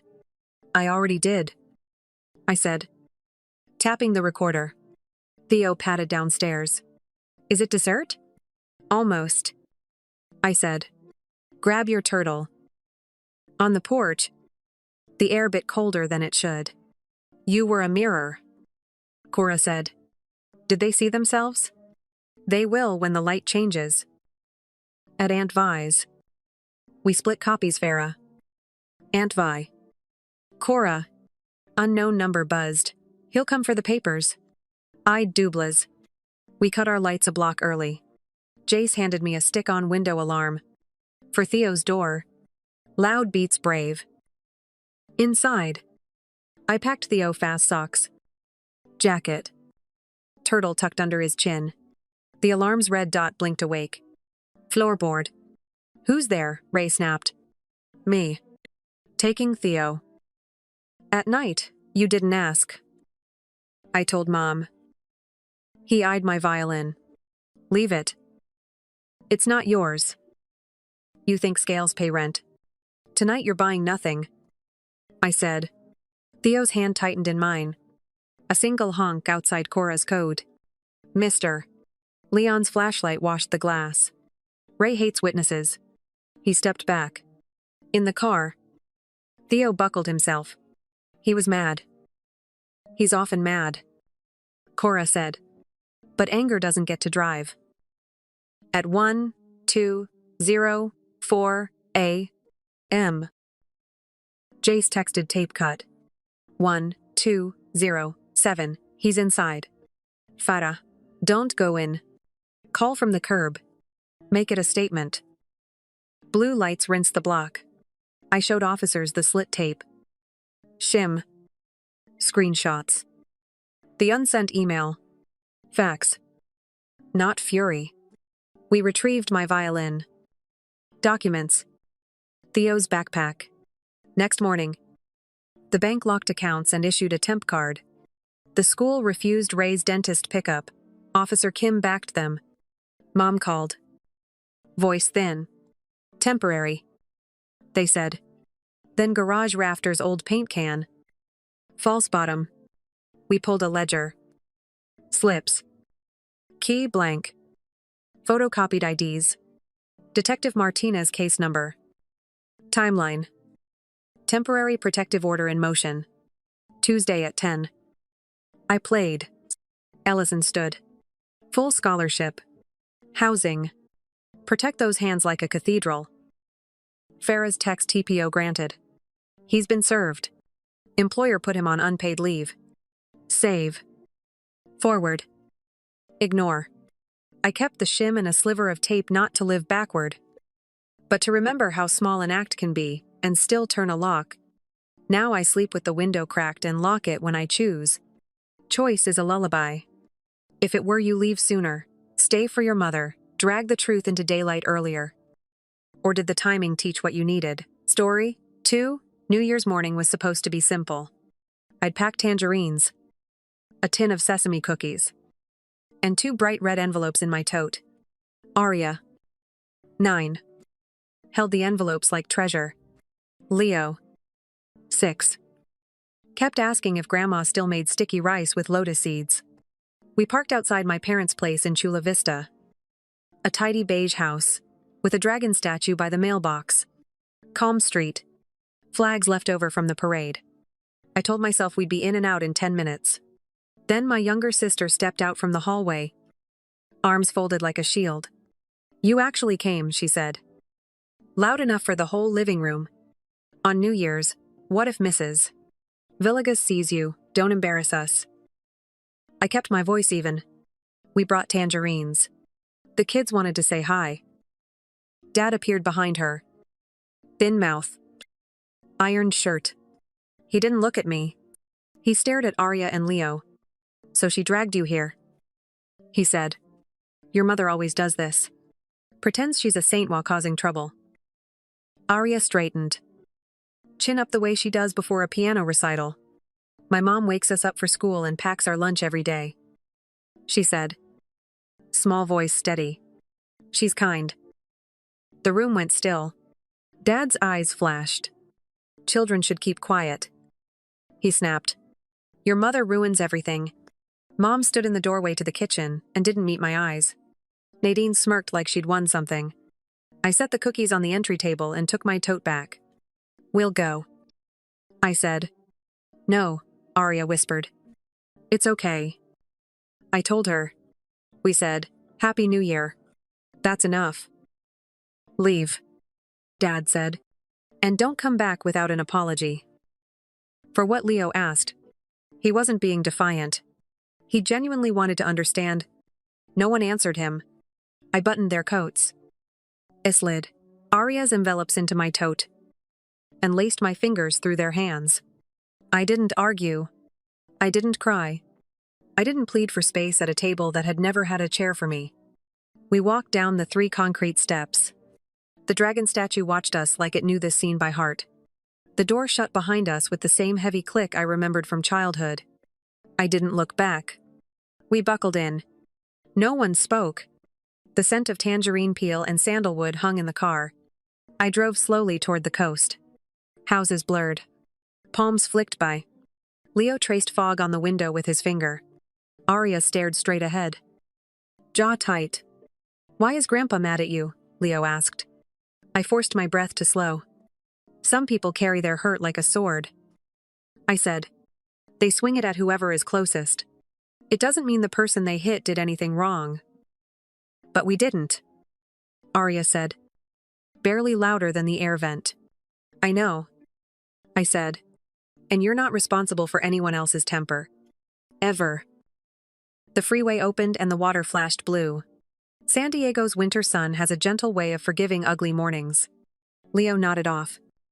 Thumb pressed to the buckle. Arya stayed awake. Watching every sign. Every lane change. Like she needed control over something. Our townhouse sits on a bluff where the gulls argue all afternoon. It's small, 2 bedrooms. In a little office I carved out of a closet, but it's ours. We took off our shoes in the entry. The kids spilled toward the kitchen. Hot chocolate, Arya asked. With cinnamon, Leo chimed in. Already pulling mugs down. Deal. I said. I set water to boil and lined up marshmallows like soldiers. The routines we built after we left my ex are little spells. They turn noise into quiet. Fear into something chewable. By the time I was 26, I had 2 kids and a go bag. No rescue was coming. My parents called my divorce a failure. They didn't ask why I left. They didn't ask about bruises hidden under makeup or the way the house felt like a mouth that swallowed sound. They said, You chose him. And marriage is work. And don't bring shame here. I learned not to bring anything there. Not even news. I started over with a used minivan and a bucket of supplies. A neighbor in our old complex needed someone to clean her storefront after hours. That one job became 3. 3 became 7. I turned a mop into a company because there was no other option. I studied online at night. I learned about commercial bids, safety compliance, and eco-friendly solvents. In year 2, I hired my first employee, Carla, who still texts me photos of her kids' report cards, like they belong to all of us. We rebranded from Sloan's Cleaning to Blue Harbor Facilities. I taught myself to write proposals that sounded like we deserved to be in the room. By year 5, we had municipal contracts and a crew that could turn a high school gym sparkling in under 4 hours. Last quarter, we crossed $12 million in annual contracts. No one in my parents' house knows any of this. They don't ask. I stopped offering. Arya curled her legs under her on the couch and sipped slowly. Does Grandma hate us? She asked. Eyes on the cup. No. I said. She's stuck. Stuck isn't the same as hate. But being stuck can hurt people. Too? Leo, now awake, put a marshmallow on his nose and went cross-eyed. We laughed. Laughter is proof that pain didn't win that moment. Still, something about the way Dad looked at me on the porch stuck to my ribs. It wasn't just anger. It was calculation. Like he was measuring what I might be worth and how to pry it loose. The thought slid in and sat there. I packed away the red envelopes. We'll fill them tomorrow, I said. Movie day instead. Kung fu panda marathon, Leo asked. Obviously, Arya said. Already negotiating snacks. We made popcorn and built a blanket fort. I answered a few emails under the quilt. A new potential client in La Mesa. An invite to speak at a women in business breakfast. A note from our bank about confirming vendor information routine. But it made me think of my father counting bills at the dining table when I was a kid. He used to tell me I was too serious while he smoothed each bill with his palm as if money needed ironing. He likes the look of order. He never cared about the truth of it. Before bedtime, I stepped onto the balcony. The ocean air was cold and clean. Streetlights made a dotted line all the way to the point. Somewhere, fireworks from a late party popped soft and distant. I wrapped my sweater tighter and thought of the dragon statue by the mailbox, and Dad's voice like a slammed drawer. I wondered what he was really protecting. Pride A, Lee A debt. When the kids were asleep, I opened a drawer and pulled out a folder labeled Proof. Not for court. For me? Copies of every contract. Photos of Arya's first day of third grade and Leo's certificate for most neighborly. Rent receipts from the early years when one late fee felt like the end of the world. A sticky note from Carla that says we did it. Boss, the day we won our first city bid. I keep these pages because there were seasons when I doubted my own memory. Gaslighting can make even sunlight feel invented. Paper is steadier than people sometimes. My phone buzzed on the counter. Unknown number. I let it go to voicemail. It buzzed again. Same number. Then a text, call me. It's important. No name. I blocked it and put the phone face down. The old me would have called back. Just in case. The new me understands that urgency is how manipulators sprint past your boundaries. I slept hard and woke before dawn. I stretched on the living room rug while the kettle boiled.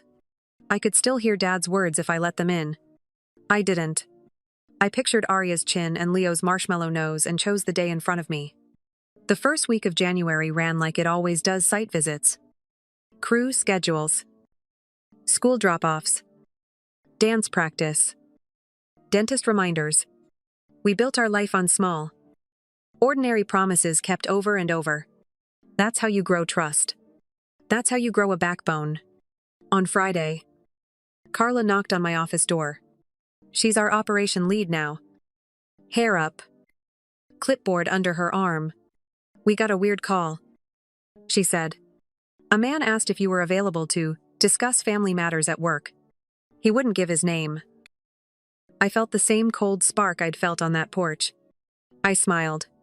If he calls again, tell him company policy doesn't allow personal messages, I said, and that we're very busy. She grinned. That part's true. The day stretched. Warm and ordinary. We closed out week 1 on budget. Arya practiced river flows in you at the piano until it sounded like water. Leo learned to fold dumplings with fingers still tacky from glue stick. I made broth. We watched the gulls. We played cards. Normal life expanded around us, like a soft quilt. I thought the worst part of the holiday was behind us. I was wrong. A month later, the lock screen on my phone would light up, with a name I'd half forgotten how to read. My mother's.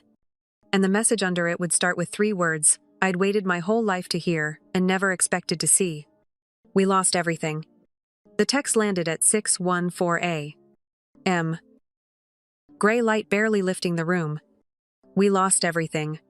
My mother's name sat above the words like a stamp. No emoji. No greeting. Not even my name. I read it twice. My thumb hovered over reply. Then I put the phone face down on the counter and finished packing lunches. Arya patted in. Hair asleep, tangled crown. Do we still have seaweed snacks?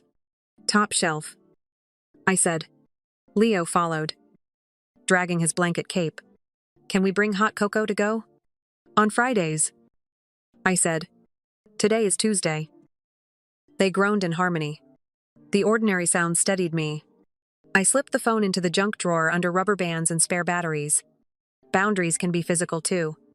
After drop-off, I sat in the car and let the heater blow. My mother's line pulsed behind my eyes. We lost everything.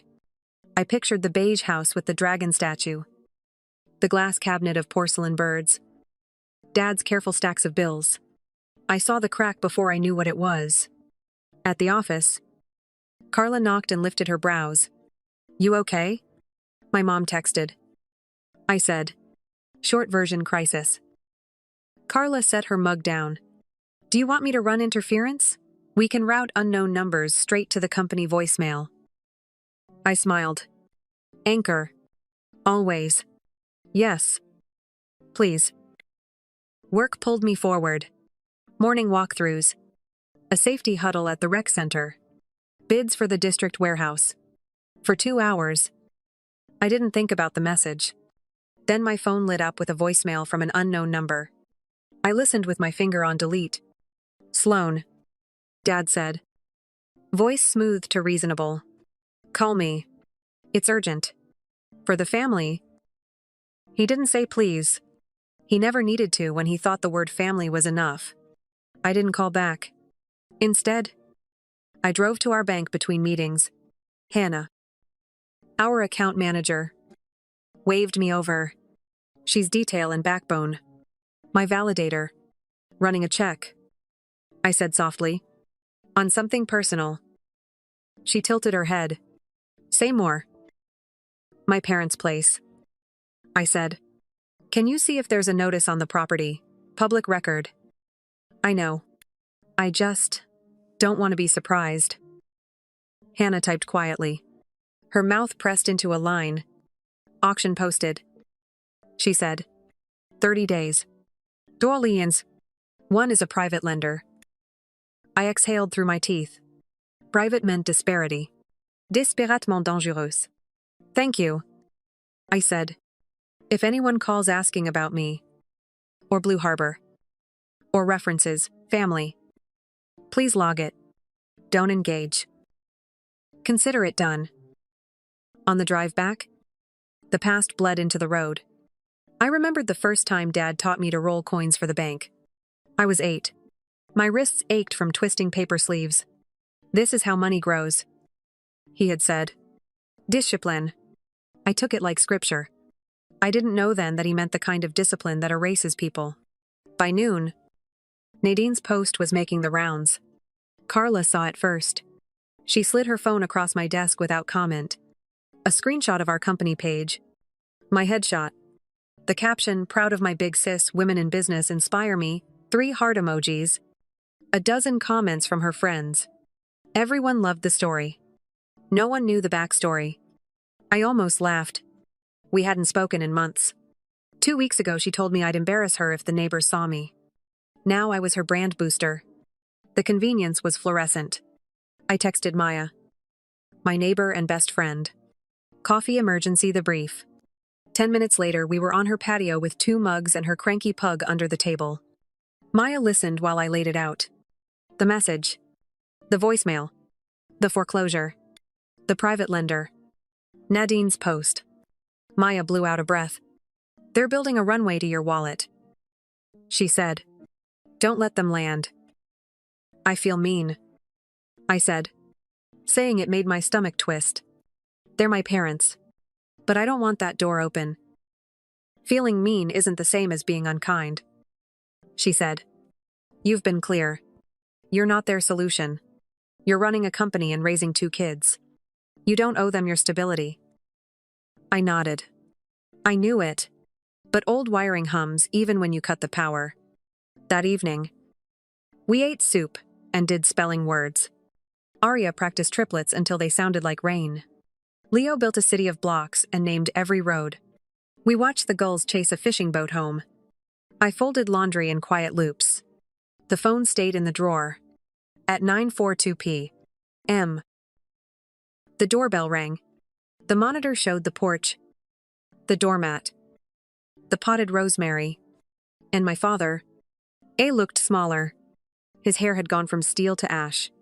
He wore a jacket I didn't recognize, and shoes too new for his hands. He held a manila envelope like a ticket. I opened the door just enough for air. "The kids are asleep," I said. "We need to talk," he said, starting forward. I put a hand against the door and he stopped. "5 minutes," I said. "Outside." He glanced past me like he could will the house to part and let him in. It didn't. He cleared his throat. "We're in trouble," he said, as if I didn't already know. "Your mother," he paused. Like practicing sympathy. "She's not well." "What do you need?" I asked. I kept my voice flat. Quiet hurts less when it lands. He lifted the envelope. "A bridge," he said. "Short term. I found a buyer for the house. But we're short on the liens. Once it closes, we'll make you whole." He used business words like they could scrub the history off our conversations. "No," I said. His jaw clicked. "You don't even want to see the numbers." "No, Dad." I held his gaze. "I won't be your bank." He laughed without humor. "You've become cold." "I've become clear," I said. "There's a difference." Something hot flashed in his eyes. "After all we did for you. You locked me out of the house on holidays and told my kids their mother ruins everything." I said. "You didn't ask why I left my husband. You called my divorce a stain. Don't rewrite it now, because you need cash." We stood like that. The old and the new hovering between us. He dropped his voice. "This is for the family. Family doesn't start with a demand," I said. He stared at the envelope in his hands. For a second, I thought he might crumple it. Instead, he slid a business card from the flap and held it out. "At least talk to Mr. Crane," he said. "He can explain the terms." "Private lender." The name tasted like rust. I didn't take the card. "Don't bring strangers into my life," I said. "Not like this." His face tightened. "You think you're better than us now?" "I think I'm responsible for Arya and Leo," I said. "That's it." He stepped back, gathering the envelope to his chest. "You'll regret this," he said. But it came out thin. "Good night," I said, and closed the door. I stood with my forehead against the wood until my breath found a rhythm. Behind me, Leo's nightlight glowed blue. Arya murmured in her sleep. I locked the deadbolt and slid the chain. In the morning, there were 3 messages from numbers I didn't know. One mentioned urgent lien satisfaction. Another said time-sensitive relief. The third used my first name and my business name in the same sentence. Revealer. Hiding in plain sight, Dad had given someone my details. I called Hannah. "Heads up," I said. "A man named Crane might reach out. If he does, I want a record. And I want him nowhere near our accounts." Hannah's voice sharpened. "Understood. Also, one more thing. The auction notice went public this morning. Your sister commented on a neighborhood forum asking for community support. She tagged your company." "Of course she did." At pickup, Arya climbed in with a flyer for the school talent show. "Can I play the piano?" she asked. "Say when," I said. Leo buckled in, then leaned between the seats. "Mom, Grandpa came last night." "Right." His eyes searched my face. "He misses nothing." "He did," I said. "He asked for something I couldn't give." "Was he mad?" Leo asked. "A little," I said. "But I wasn't." Arya watched me in the mirror. "Are we safe?" "Yes," I said. "Always." I meant it. I felt it. Saying it out loud anchored the truth to the day. That night I wrote an email with the subject line "boundaries" and sent it to myself. Maya. And Carla. I listed what I would and wouldn't do. I wrote that I would not meet lenders, cosign, transfer money, or disclose business information. I wrote that I would communicate with my mother by letter only. I wrote that any in-person contact had to be scheduled. In public.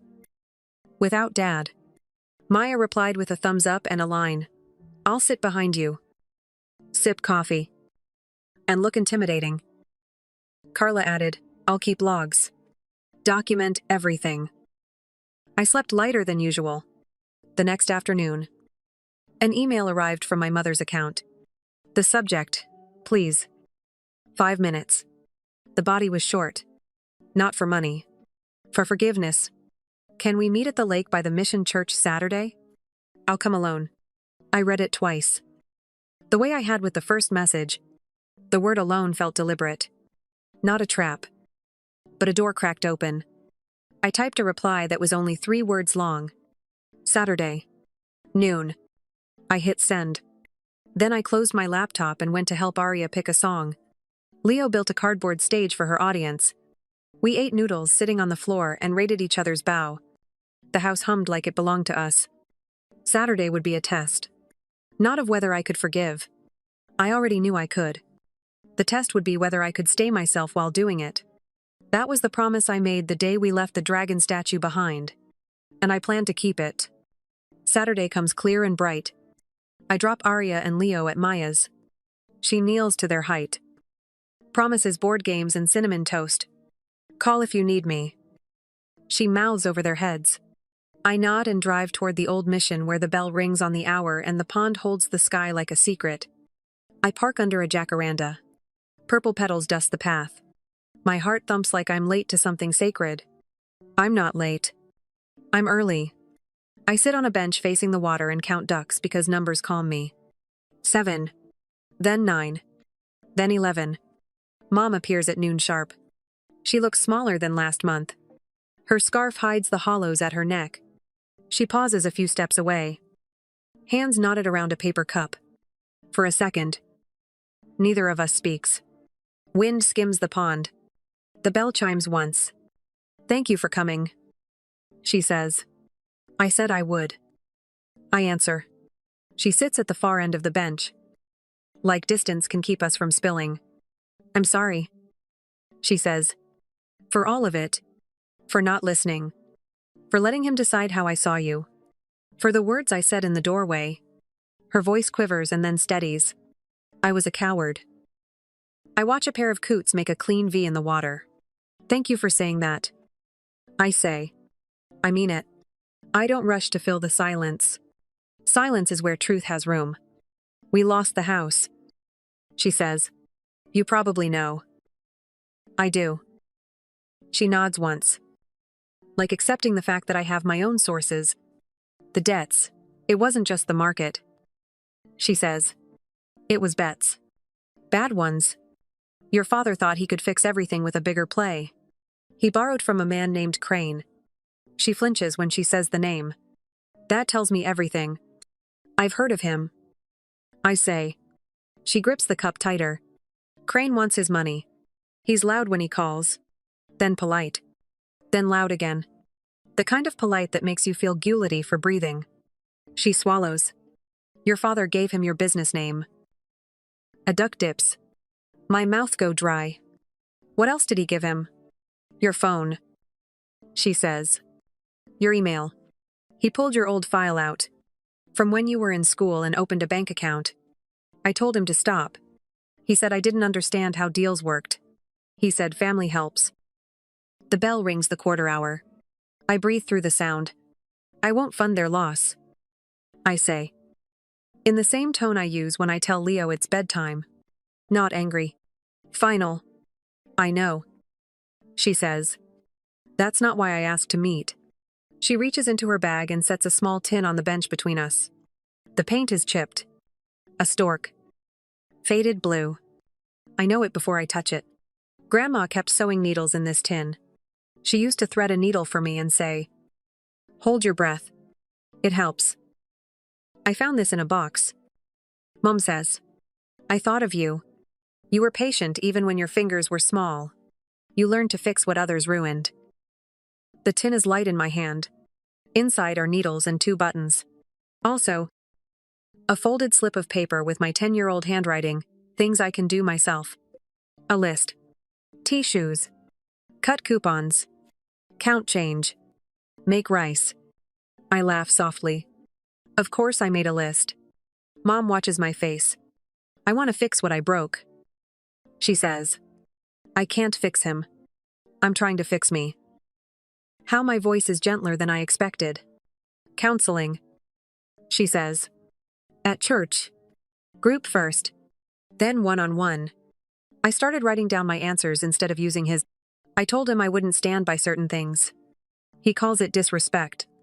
I call it growing a spine. She almost smiles. It's hard. I believe you. I say. And I do. Not because of the words, but because of the way she doesn't grip them like a defense. Because of the tin. She exhales like she's been bracing for a hit. Crane wants to meet you. She says. No. I say. I told him that. She says quickly. He said he'd find you anyway. He has a way of finding people. I keep my eyes on the pond. If he shows up anywhere near me or my kids, I will call the police. And a lawyer. I will document everything. And I will not be polite. Mom nods. Good. We sit a while without talking. The water goes from blue to green to blue again. A kid on a scooter zooms by in neon sneakers. The ordinary world keeps doing its work. I forgive you. I say finally. She closes her eyes. A tear escapes. A single bright line. Thank you. She whispers.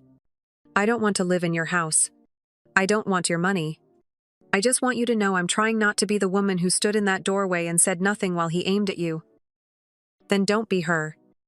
I say. Pick different. Every day. I will. She says. We stand. She squeezes my hand once. Light, as a note. And walks away without looking back. I watch until she turns onto the path and disappears behind a hedge of rosemary. The bell rings again and the pond swallows the sound. On the drive home, my phone buzzes. Hannah. Hey. She says. 2 things. 1 good. 1 bad. Start with good. I flagged your accounts. Any inquiry from unknown parties triggers my inbox. So far, no hits. Also, he ran a quick scan on state filings. Nothing new tied to Blue Harbor. And the bad. A UCC one popped up this morning from Crane Consolidated Services, listing a blanket interest on present and future assets of Sloan A. Morales. She spells my middle initial like a warning. It's sloppily done. Wrong address. Wrong zip. No company name. But your personal name is in their text. My hands tighten on the wheel. Can he do that? Anyone can file. She says. Whether it sticks is a separate issue. I've seen this move before. It's pressure. Not law. But it's meant to scare you, and anyone doing diligence on you. Can we challenge it? I already emailed our counsel. We'll file an amendment and a demand to remove. I'll keep eyes on it. She pauses. He's trying to make noise. Thank you. I say. Please log everything. You got it. I hang up and breathe through the urge to pull over and scream. Instead, I count mailboxes. Then breaths. Then reasons to keep going. Aria. Leo. My crew. The list outnumbers the fear. Atmayas. The kids run at me like joyful missiles. Aria shoves a hand-drawn poster in my face. Talent show Saturday. Tiny stars everywhere. Leo has glitter in his hair. Maya raises an eyebrow. How'd it go? She's trying. I say. He's doubling down. Then we double down on you. She says. You hungry? Always. We eat quesadillas at her counter, while the kids make the pug perform reluctant tricks. I tell her about the filing. She curses softly. Then pulls a legal pad from a drawer. Maya works in insurance. Documentation is her love language. Let's make a timeline. She says. Everything since the first message. Text. Calls. Visits. Names. Times. We write it down line by line. It changes the air. Paper turns chaos into sequency. Sequence turns fear into plan. That night, after bedtime, I open my proof folder and add a new tab Crane. I print Hannah's email. I tape a sticky to the top, no contact. All through counsel. I add today's date. I slide the tab behind boundaries like armor plates. Sunday morning, the gulls bicker outside my window. I make pancakes. Leo shapes his into dinosaurs. Arya eats hers in tiny, perfect squares. We talk about the talent show. She wants to play River Flows in You. She wants a blue dress. Not the pink one. She wants me in the front row. Left side. Because that's the side she can see. You'll see me, I say. Always. At noon, Carla calls. Weird. Boss, she says. A man came by the office. Clean-shaven. Gray suit. Smooth voice. Asked reception what time you meet vendors. Said he had a proposal for increasing our cash flow. Left this. She texts a photo of a card. Crane consolidated in embossed letters. No first name. A number with a downtown exchange. Did he get past the lobby? Nope. She says. We followed protocol. Visitor log. No access. I told him to email info at like everyone else. He didn't like that. He smiled too much. Document his visit. I say. Date. Time. What he said. If he returns. Call the police. He's not a vendor. He's a harasser. On it. She says. Also, your sister posted again. A selfie in front of the mission. Caption, family first. I stare at the ceiling. The popcorn texture looks like a map of places I don't want to go. Thanks. Carla. After dinner, I take the trash out. The air smells like eucalyptus and someone else's barbecue. A white envelope sits under my wiper blade. No stamp. My name. In block letters. Like a label on a box. I look around. Street empty. Windows dark. I slide the envelope free and stand under the porch light to open it. Inside is a single sheet. A photocopy of the sloppy UCC filing with my name. A yellow sticky note across the top. Written in a neat hand I don't recognize. Easy to fix if we talk. See. The porch light hums. The ocean is a low, steady hush. Somewhere down the block, a dog barks twice and stops. My pulse thuds in my wrists. I don't crumple the paper. I don't tear it. I carry it inside. Slip it into the Crane tab. And write the time on the corner. I text Maya and Carla envelope on car. We'll file report in the morning. The kids are brushing their teeth. Arya comes out with foam on her lip like a tiny walrus. Mom. Can we make a sign for my piano on Friday? She asks. Like a name card. Absolutely. I say. We'll use the good markers. She beams. Leo emerges with his shirt backward and doesn't notice. I fix the tag and kiss his head. He smells like bubblegum toothpaste and warm boy. In bed. I stare at the ceiling again. The fear doesn't leave. It doesn't need to. It can sit in a chair in the corner and watch while I sleep. It doesn't get the bed. On Monday, I'll file the report. I'll meet counsel. I'll keep the logs. I'll show up for the left side of the front row. And if Crane keeps knocking, he'll learn what my father never did. My door only opens from the inside. The knock hit at 702 a.m. Quick. Precise. Through the peephole courier. Navigap. Clipboard held like a shield. Delivery for S. Morales. I signed. Thick envelope. Crane Consolidated Services. My name in bold. Inside a demand letter. A fake UCC filing. And a line. We can resolve this privately. Monday. 4 p.m. I slid it under the toaster and poured cereal. Blueberries or bananas? Both. Leo said. Cheeks puffed. Left side. Front row. Arya reminded me. Don't forget. "He won't?" I said. "He promised." After drop-off, I filed a police report stalking. Harassment. Photos of the envelope. The windshield note. The card. "If he shows up," the sergeant said. Block letters marching across his pad. "Call 911. Don't engage." "He won't." Then Miss Patel quiet carpet. Glass walls. Verbs used like instruments. She read everything. Asked 3 questions. And gave me a plan. Amend and terminate the UCC. Fire off a cease and desist citing FDCPA and state harassment. Seek TROS for home. Office. And school. Notify the school. Lock my credit. Route all contact through her. "Do we respond to his meeting?" I asked. "I will," she said.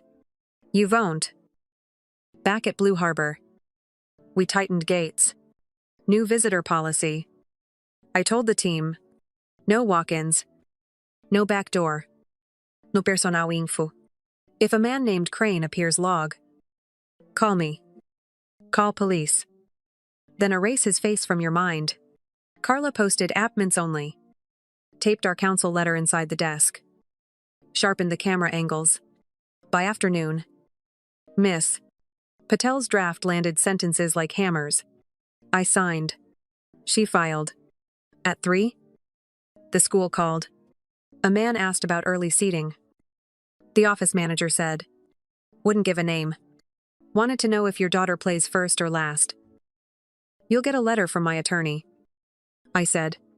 "If any adult asks about my children, call me and the police. We flagged your file. Only you and Maya." The air thinned. Then steadied. He skipped Crane's Fira P.M. Address, Miss Patel answered for me. At home we made spaghetti. Arya practiced until her run sounded like glass pouring water. Maya's pug howled on the beat. Ordinary life refused to yield. Wednesday. After rehearsal, my father stood under a jacaranda by the gate. Hands tucked behind a too-crisp shirt. "You didn't come a Monday," he said. "My counsel did." "You think papers protect you?" His smile missed his eyes. "They protect people who read them," I said. "Judges. Police. Crane is impatient. He can practice far from my family." "You're ungrateful." I hit record on my phone. "You gave him my business and workplace." "I did what I had to do. To save the house. Your mother. Our name. At the cost of mine." He lowered his voice. "Crane says there's a guarantor form. Your signature." Ice down my spine. "I never signed anything." "It looks like yours." "Because you or someone made it look like mine." His jaw ticked. "We all do what we must." "Thanks," I said, lifting the phone. "That's on the record." Kids laughed by the flagpole. A gull squealed like a hinge. The sky stayed clean blue while our lives tilted. "Don't come here again," I said. "This is their place." Purple blossoms fell like paper cuts around his shoes. I sent the audio to Miss Patel. Her reply flew back. "This helps?" Fraud affidavit next. Notifying DA and State AG. Thursday blurred work. Lunchboxes. Set lists. Arya wanted the soft pedal so it sounds like breathing. Leo begged for a bow tie to match the concert vibe. Friday. We ironed. Maya saved front row. Left side seats. Blazer-like armor. Lipstick like a flag. "We've got you," she said. The auditorium smelled like wood polish. Lights warmed the curtain to amber. Arya bowed to the angle we practiced and began. Midway. A figure slid under the exit sign, blue suit. Palti. Hands empty. Eyes busy. Crane. I didn't turn. I palmed Maya's arm. Her phone was already moving. The last cord hung like a ribbon. Applause broke. I looked back. Gone. Under a paper banner, we snapped 5 minutes of pure pictures. then found a yellow slip under my wiper downtown garage. 1 hour stamped. Across the top, Nate handwriting, nice piece. See. I filed it under Crane.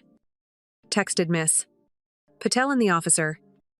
Drove home with the windows cracked to let out the perfume of floor wax and applause. At 9:11 p.m. Subject settlement. No body. 1 attachment. I didn't open it. Forwarded to Miss Patel with 4 words. Your move. My kids. Morning. She called. It's a muzzle confidentiality. Fake admission of debt. A release that keeps their UCC alive. You're not signing. TRO, hearing sate for tomorrow. By 10. Our packet was a spine timeline, windshield note, garage receipt, school declaration, police report, my father's whisper, we all do what we must, my mother's sworn statement that he gave up my info, and the guarantor form that appeared overnight from a no-reply alias. Miss Patel cracked it in 10 minutes, expired notary stamp. Out-of-state commission number. My maiden name in a signature block. I haven't used in 7 years. Forgery, she said. Fraud affidavit added. DA and notary board notified. If Crane waives it, he'll eat it in court. Court hummed beige. The judge read our file like a recipe com. Precise. Miss Patel laid stones across a river dates, recordings, stamp, harassment. Bad faith. Safety of minor children. Crane's lawyer fogged. A misunderstanding. A misunderstanding leaves voicemails. Miss Patel said. This left notes on windshields. The judge looked at the blown-up stamp. At my father, when the whisper filled the room. And finally at me. Do you fear for your safety? I fear for my children's peace. I said. And for my employees? I run a company. They deserve a lobby without men fishing. TROs granted, she said. Like offering water. Against Crane and his agents. No contact with petitioner. Her children. Residents. Or business. No indirect contact via family. Immediate termination of the UCC or sanctions. Fees reserved. Fraud affidavit to DA recommended. Stamps thumped.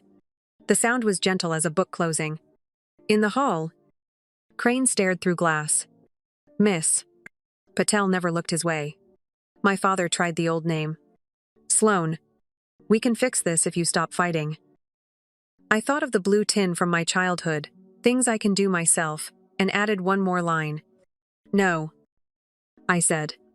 We're done. Not loud. Final. We ate ramen by fogged windows.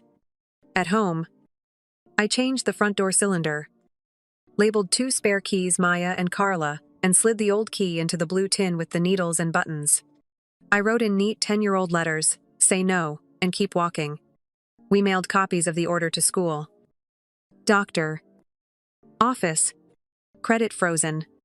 Fraud alert set. P. O. Box moved. Passwords added to the kids' files. At pickup. Arya held a certificate, Courage Under Lights. Leo waved a stapled book, My Dinosaurs of Justice, wearing his bow tie over pajamas that night, like a badge. Spring moved in. The ocean kept time. Miss Patel's updates were quiet and strong. UCC terminated.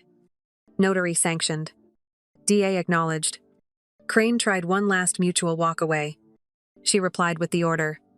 Silence. My father's only message through counsel said he wouldn't come to the school again. I filed it under proof and moved on. Blue Harbor won a city bid.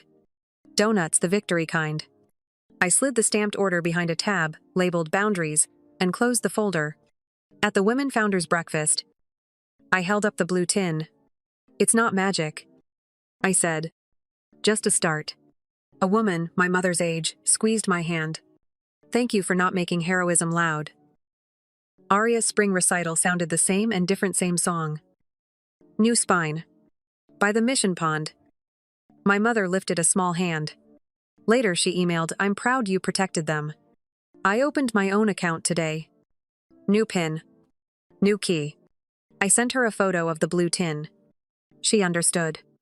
That evening, I archived Peace, as it formed Arya's program. Leo's book. The court order. The city's award email. The donut bag. I added one last card behind the tin. Open the good doors. When the new deadbolt slid home, the click felt like an answer. If you've been told to be smaller under someone else's roof, here's my last note. You don't have to burn your past to build a future. Frame it. Lock what harms. Open what heals. A life is a house. Your hand is on the knob. Which door will you open first? Story 3. It's just a house. Stop being so dramatic. That single sentence from my mother cracked through me like a dropped plate on tile. It was so ordinary. So dismissive. That everything I believed about us, warmth, trust, shared history, fell apart in an instant, even half a world away. It echoed. I'm Arya. 32. I'm an ER nurse. For the last 6 months, I've been volunteering with a mobile clinic in northern Uganda. Our tent smells like sun-baked canvas and chlorine.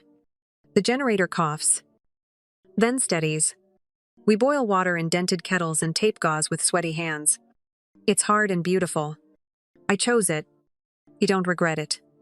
That morning, after a string of wound cleanings and malaria tests, I slid off my damp mask and let a cup of cold water sit on my tongue. The sky was fierce blue, big enough to swallow every problem. I should have thought about bandage counts or tomorrow's route. Instead, my mind wandered to a craftsman-style bungalow outside Fort Collins, the place Ethan and I had picked, designed, and painted one stubborn weekend at a time. Our plan was simple. I'd finish my rotation abroad, come home, and finally unpack the life we'd been saving for. That was the plan. Back in Colorado, a different plan was unfolding. My sister, Priya, 26, popped by our parents' place on a Saturday. She arrived with bakery boxes and a new engagement ring that caught every ray in the room. I've run the numbers, she said, sliding into the couch like it was a stage.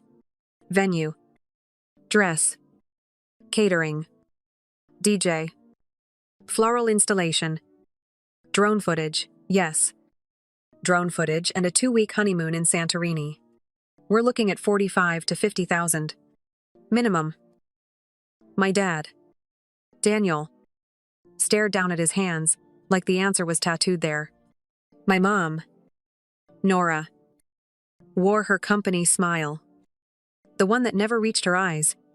We'll make it work, she said. You deserve a perfect day. After Priya left, the smile dropped. They took their iced tea to the kitchen like people approaching a cliff. We don't have that, Dad said quietly. We have assets, Mom answered. Even cuter. The house is Arya's. And Ethan's. She's on another continent. He's complicated. Mom opened a kitchen drawer and pulled out a folder. Old photocopies. My old mortgage application.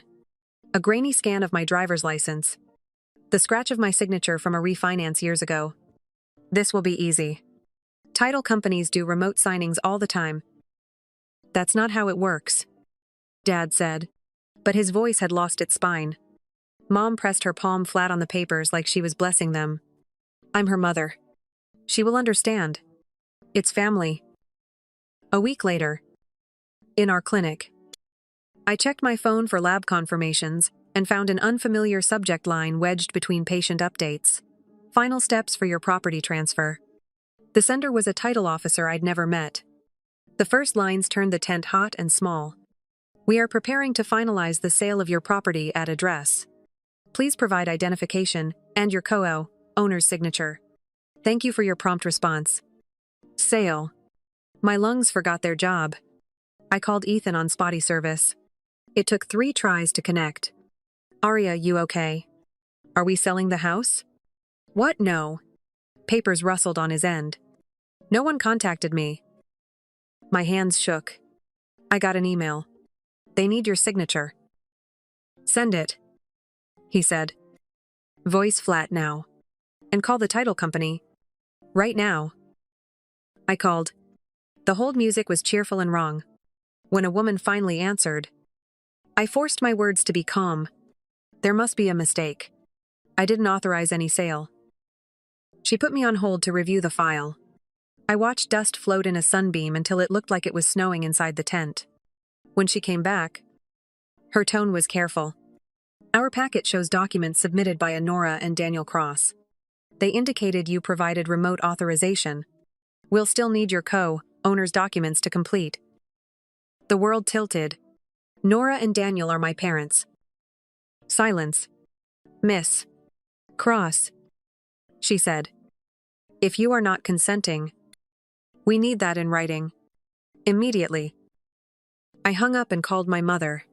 She answered on the first ring, as if she had been waiting. Were you going to tell me? I said. Tell you what? Polite. Distant. That you tried to sell my house. A breath. Then that same weightless tone. We're solving a problem. Priya's wedding is in 4 months. Do you want your sister embarrassed? You used my name. You forged my signature. Don't be dramatic. Arya. It's just a house. There it was. The line that split the floorboards. Not to me. I said. My voice came out steady. Which surprised us both. I worked night shifts. I paid every inspection. Every fix. That place is the first thing I built with both hands. You're always playing martyr. She snapped. You fly off to the middle of nowhere to help strangers and ignore your family. We're making this right. By committing fraud. By taking care of our own. The call cut out. Or she hung up. I honestly don't know.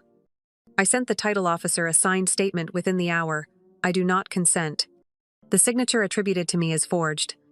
Ethan sent his own refusal from his office downtown, attaching our original deed, proof of joint ownership, and an affidavit with more legal words than I knew what to do with.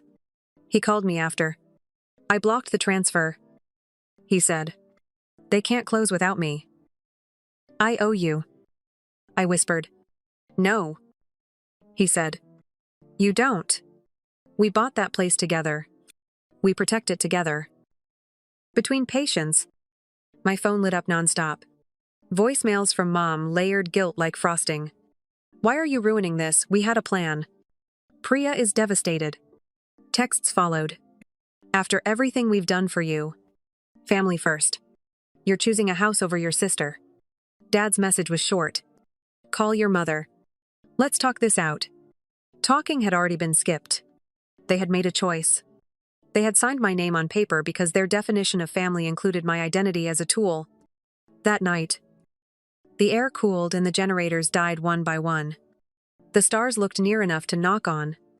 I lay on my cot and retraced the last few years like a map, the way Priya's birthdays looked like coronations, while my graduations were a quick dinner, the times I'd loaned money that never came back, the family photos where I stood at the edge, balancing plates and expectations. I had always been the capable one. The reliable one. The one who never needed anything. That label sounds like praise until it becomes permission to take. Morning broke into the tent without asking. I brewed instant coffee. Then wrote down everything we had: the email, the names given to the title officer, the scanned authorization, dates, times, the call logs. Ethan connected me with a real estate attorney. I sent her the packet. Then stood outside and watched the road dust rise behind a motorcycle and fall like bad snow. My phone buzzed again. Mom. You had no right to interfere, she said when I picked up. No, hello. I had every right. I answered. It's my name. It's my property. We were trying to help your sister, she said. A good family sacrifices. A good family asks. She scoffed. You think the world revolves around you? This is what you do. Arya, you make everything difficult. I'm done being easy, I said quietly. I went back into the tent and set up our triage table. A grandmother with a swollen knee limped in. And I focused on something I could fix. Compress. Elevate. Explain. Work is honest. It doesn't pretend to be love while taking from you. By the end of the day, the title company had sent a formal notice to all parties, transfer paused pending verification, and co-owner consent. The buyer was notified. The rush slowed. The damage did not. That evening, Ethan video called from our living room, the living room that might have belonged to a stranger by next week if we hadn't stopped it. The plant we killed twice sat thriving in a corner because Ethan finally learned not to drown it. A quilt my aunt made years ago hung over the couch. Tiny, ordinary anchors. He looked tired, but resolved. "We're not just pausing this," he said. "We're going to make sure it never gets this far again." How, I asked. First, a fraud alert with the county. Second, a letter from the attorney to the title company and any local agents. Third, we lock down your credit. Fourth, we document every word your parents have said. My throat tightened. This is my family. I know, he said softly. That's why we do this right. I stared at the quilt and thought about another sentence that had lived in our house for years. You'll understand when you have kids. It always meant the same thing. Do what we want. I didn't have kids. But I finally understood. That night, under a wavering solar lamp, I wrote one sentence in my notebook and circled it until the paper almost tore. This is my life. Then I drew a line beneath it and wrote a second. We hold the line. Tomorrow would be emails, affidavits, and a call to the county recorder. And a harder call to the part of me that still wanted to believe that people who raised you can't hurt you like this. I was wrong. The next morning I woke before the generator. The camp was a hush of canvas and birds.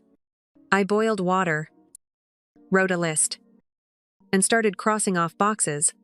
County recorder fraud alert. 3 boroughs freeze. Title officer, formal objection. Signed and scanned. Attorney retainer paid. Documents uploaded. Doctor Layla, our clinic lead, found me hunched over my phone. "You look like you haven't breathed," she said, handing me tea. "My parents tried to sell my house." She didn't blink. People do wild things when they rename selfishness as love. Keep records. Don't fight in the dark. I nodded. I'd already created a folder labeled House Evidence. I dropped in emails, Themes dumps, call logs, and a note. Ethan texted at sunrise, changed the locks today. Also installed a camera by the porch. The workday came like a tide. We've wrapped sprains, dosed antibiotics, taught a young father how to clean a wound without panicking. I moved on muscle memory, but my head buzzed with little details. The tone my mother used, the way Dad swallowed before he spoke, the number in the email footer from the title office. Looking back, the signs were scattered everywhere. They just didn't look like signs at the time. When I was 12, my birthday cake said "proud of you." Priya, because my sister had aced a recital the same day. At 16, I paid my own car insurance just for a few months, which turned into a year. At 19, I got into a nursing program across the state. Mom congratulated me and asked if I could transfer closer so Priya wouldn't feel abandoned. It's 1,000 paper cuts. You don't notice the bleeding until you're lightheaded. At lunch, I checked my phone. 2 dozen notifications. Most were from a family group chat I never read. My cousin Maya had finally sent me a DM. "You need to see this. I'm on your side. Don't mention my name." She attached screenshots. "Mom, remote notary is fine." Arya said yes by email. "A relative. Doesn't Ethan have to sign Mom? We'll manage. We have her old papers. We'll match it. Dad, let's not write this here. Mom, it's family. No one is going to tattle." I stared until the letters blurred. The funny thing is, the text wasn't even angry. It was casual, like ordering flowers. I sent the images to our attorney. Then to Ethan. He replied in seconds. On it? Also, neighbor says, strangers were inside yesterday. I called. Strangers. 2 couples. Daytime. There was a lockbox on our knob. Mrs. Patel saw a guy in a navy blazer let them in for a quiet showing. I pulled the footage from the porch cam. He left business cards. Gavin Whitcomb. Pine Ridge Realty. Please tell me you. I removed the lockbox and called his broker. He said. Sternly. I pictured a slick smile. A swinging key. An open door. My stomach flipped. The title officer emailed an hour later. She had flagged something too. The notary stamp on the scan attached to my file belonged to a woman who had retired 6 years ago. The commission number didn't match the format now used in our county. We have paused everything. The officer wrote. Please know we take fraud seriously. I read that line twice. It was the first sentence in days that felt like a hand on my shoulder. Between patients? My mother left 4 voicemails. In one she cried. In the next, she hissed. By the 5th, she was measured. Like a lawyer on television. You've embarrassed us. We already paid deposits. Be reasonable. Dad sent a single text. We can pay you back. After the wedding. The word after did all the heavy lifting. After their priorities. After I stayed quiet. I called Priya. She answered with speaker echo. Hey. I'm with vendors. I'll be quick. I swallowed. Did Mom tell you what she tried to do? Silence. Then a brittle laugh. Tried. It's not about you. Can't you see that? This is my once-in-a-lifetime. If you were supportive, we wouldn't be in this mess. They forged my name. They were fixing a problem. She snapped. You always make things complicated. I'm protecting my home. You're jealous. Her voice went sugary. You're in Uganda. Saving the world. And you hate that something big is happening here without you. I hate that our mother thinks my signature is a suggestion. Priya exhaled hard enough to fuzz the mic. I don't have time for your drama. The call died. 10 minutes later, her post went up. I know because my cousin sent it before I could find it. A photo of Priya in a boutique dressing room. Fabric pinned to perfection. Caption. When the person who should love you most wants to ruin your joy. Hashtags like cuts number, sisters can be cruel number, wedding block number do better. Comments poured in. You deserve happiness. Cut out toxicity. Family isn't blood, it's who shows up. I felt exposed and invisible at the same time. Ethan called again that evening. His face lit by our living room lamp. I reached Jaden. He said. Yaden is Priya's fiancé. A quiet engineer who once helped me fix a leaky faucet without charging in with a hero complex. He didn't know about any of this. How did he take it? He asked questions. Real ones. I told him to talk to the title officer himself. I sent him the notary mismatch and the lockbox video. Ethan paused. He sounded tired. All of us do. I said. Our attorney. Miss Kerr. Joined the call. Her voice was brisk and kind. We're filing a cease and desist to the agent and the brokerage. I've also prepared a letter to your parents demanding they halt any representation on your behalf. No more. We're her parents' nonsense. Will that stop them? I asked. It starts a paper trail. She said. People like this gamble that you won't write anything down. You're writing everything down. Jonah, our logistics guy, ducked into my tent to ask about tomorrow's gas run. I held up a finger. 1 minute. When he was gone, I asked the question that had been burning all day. If they keep pushing, what then? Miss Kerr didn't sugarcoat it. Police report for attempted fraud. Civil suit if necessary. And if they start telling people you're unstable to justify themselves, defamation is on the table. But first things first, containment. I slept a little that night. Not much. But more than before. The next day, a new voicemail waited from Dad. We can talk. Please. Your mother is a wreck. We never meant to hurt you. I almost called. Then Maya messaged again. Heads up. Your mom told Aunt Rena you're not well, and that Ethan is controlling you.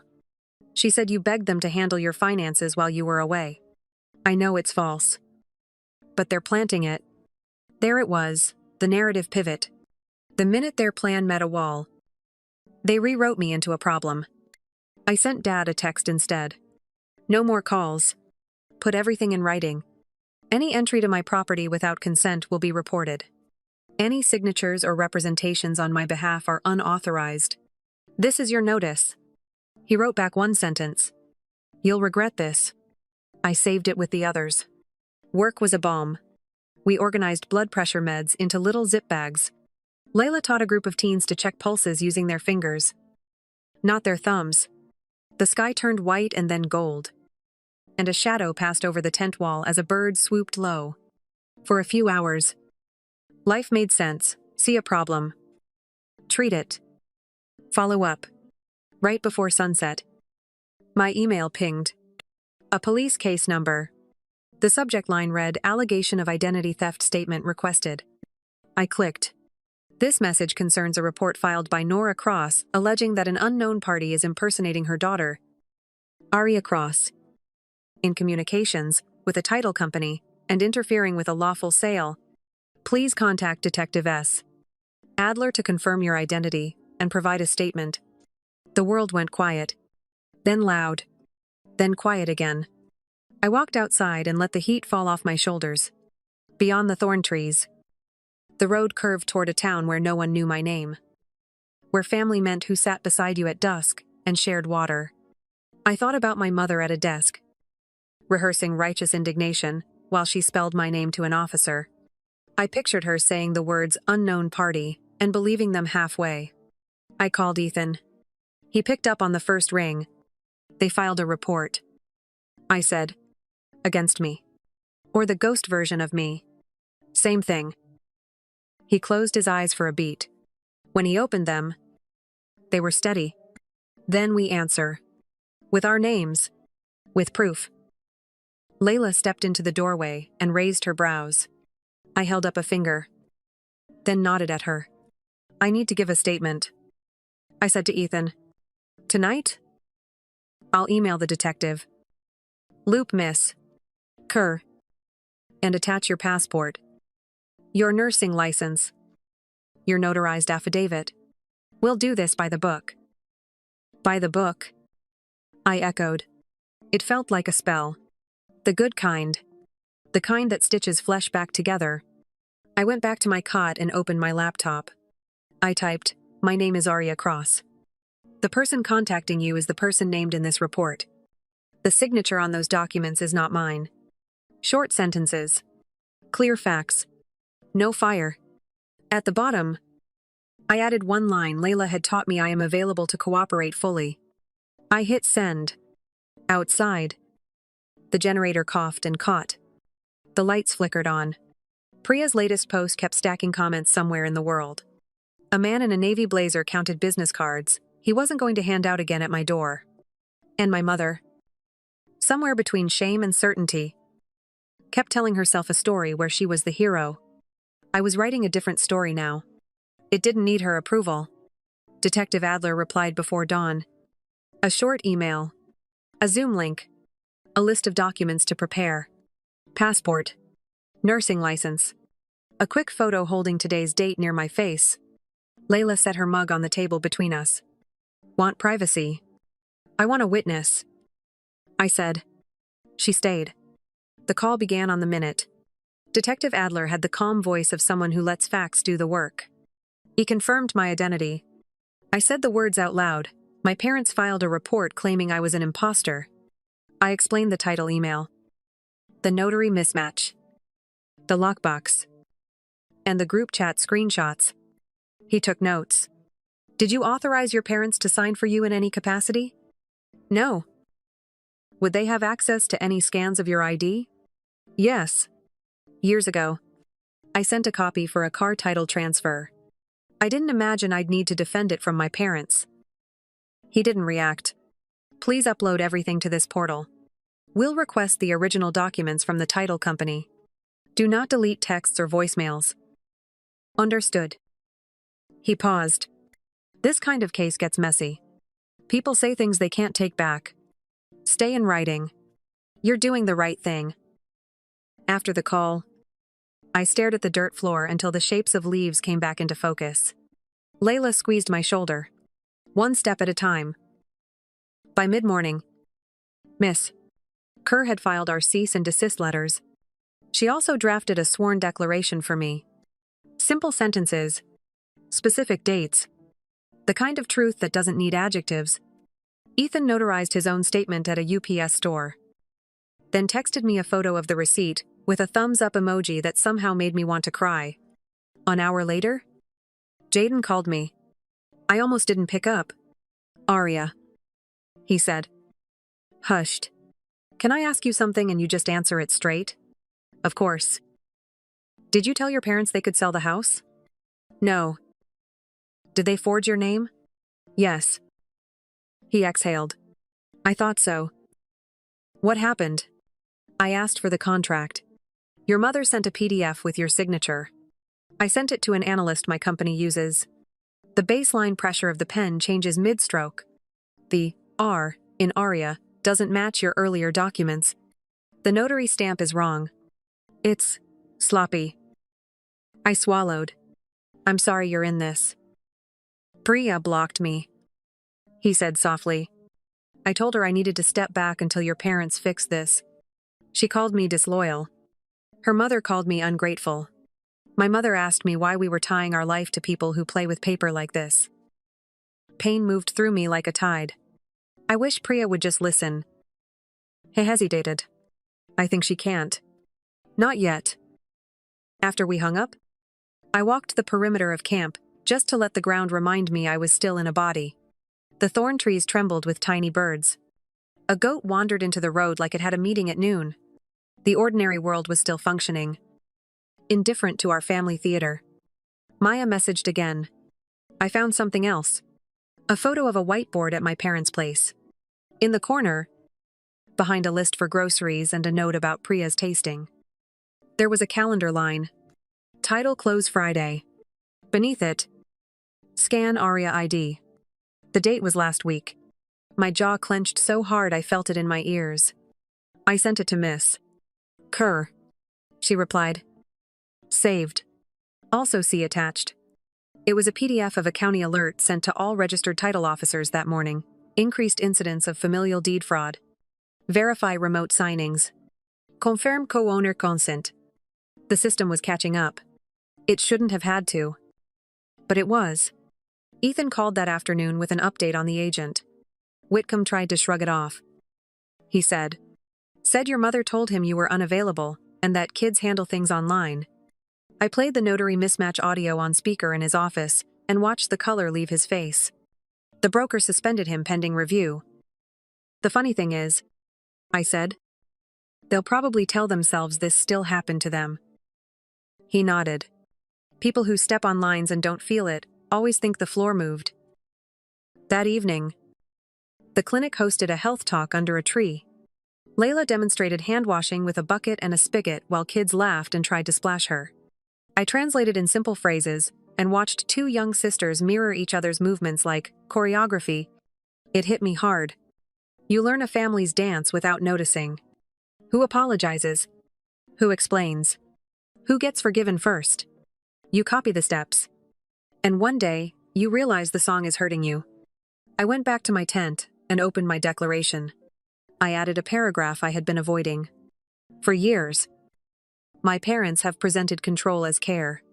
They have asked for access to my accounts for emergencies. They have framed my independence as personal rejection. I did not recognize these patterns as harmful until they crossed a line that could be measured in documents and deeds. This is my statement to mark that line. Miss Kerr approved the addition. It gives a judge context, she said. It doesn't excuse them. It explains why you're drawing a boundary this serious now. At sunrise, an email from Detective Adler waited. He had interviewed the retired notary whose stamp appeared on the fake form. She confirmed she had not stamped any documents in years and that her seal had been misplaced after she moved. He had also obtained metadata from the PDF my parents submitted. The author field showed Nora C. iMac. The creation time matched the whiteboard date. And the scan carried the signature of an old home printer model I knew from their office. He wrote one plain sentence that made my knees go soft. There is sufficient probable cause to consider this a criminal matter. I looked at those words until they steadied. Then I forwarded the email to Ethan and Miss Kerr. My fingers hovered over Priya's contact. I didn't send it. Not yet. She wasn't reading facts. She was reading a story where every arrow pointed away from the person who wrote it. By afternoon, the buyer's attorney reached out to Miss Kerr. They wanted to withdraw. No court fight. No attempt to rescue the sale. They were angry. But at least their anger wasn't aimed at me. The contract dissolved like Alka-Seltzer in water fizz. Then nothing. That night, Dad texted me, "We can meet with a mediator. No police. No lawyers. We handle this in the family." I typed. Deleted. Typed again. Then sent a mediator can't reverse a filed police report accusing me of being an imposter. A mediator can't unforge my name. This isn't a disagreement. It's fraud. Put anything else you want to say in writing to my attorney. He didn't respond. 2 days later, Jaden left one last message in the family chat. He wrote that he could not move forward with plans until Priya's parents took responsibility. That love wasn't a hall pass. And that weddings built on lies collapse under their own cake. He left the thread. Priya posted a story an hour later of a table full of peonies with the caption, "Blessed to know who my real circle is." Comments gleamed like broken glass. Ethan sent me a photo at dusk. Our porch light. The lockbox gone.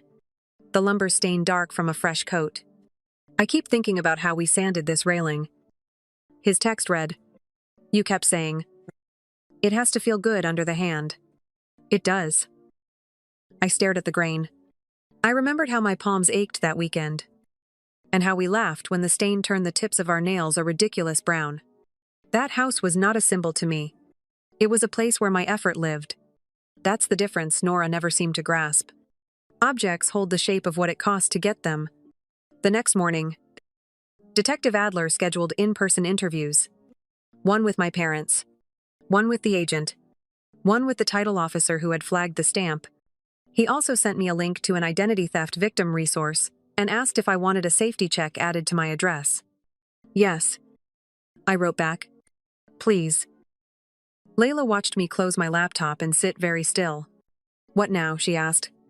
Now we wait while the truth walks paperwork across desks. I said. And I keep doing my job so I don't forget I'm more than this.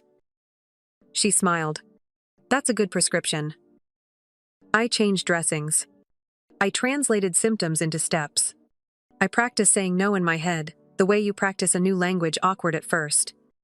Then almost natural. Jonah teased me about my serious face until I told him the whole story, and he stopped teasing and started carrying my heaviest supply crate without being asked. At sunset, I took the long way to the well and decided I was done defending my right to my own name. Miss Kerr's email buzzed. Adler served them. Interviews tomorrow. Expect resistance. Let them escalate. I thought. I'd answer with proof. Not volume. I worked the morning in triage, counted syringes, started IVs while Ethan called 2 sedans at my parents' house. My mother told the detective I'd authorized everything by email.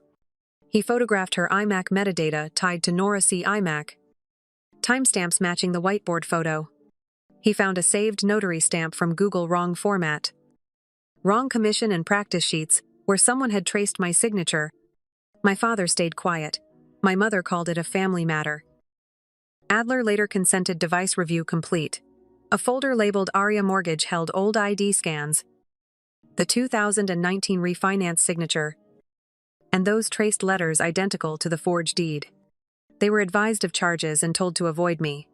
One more thing, he added. Your mother said. We had to protect the sale. By evening, the agent folded.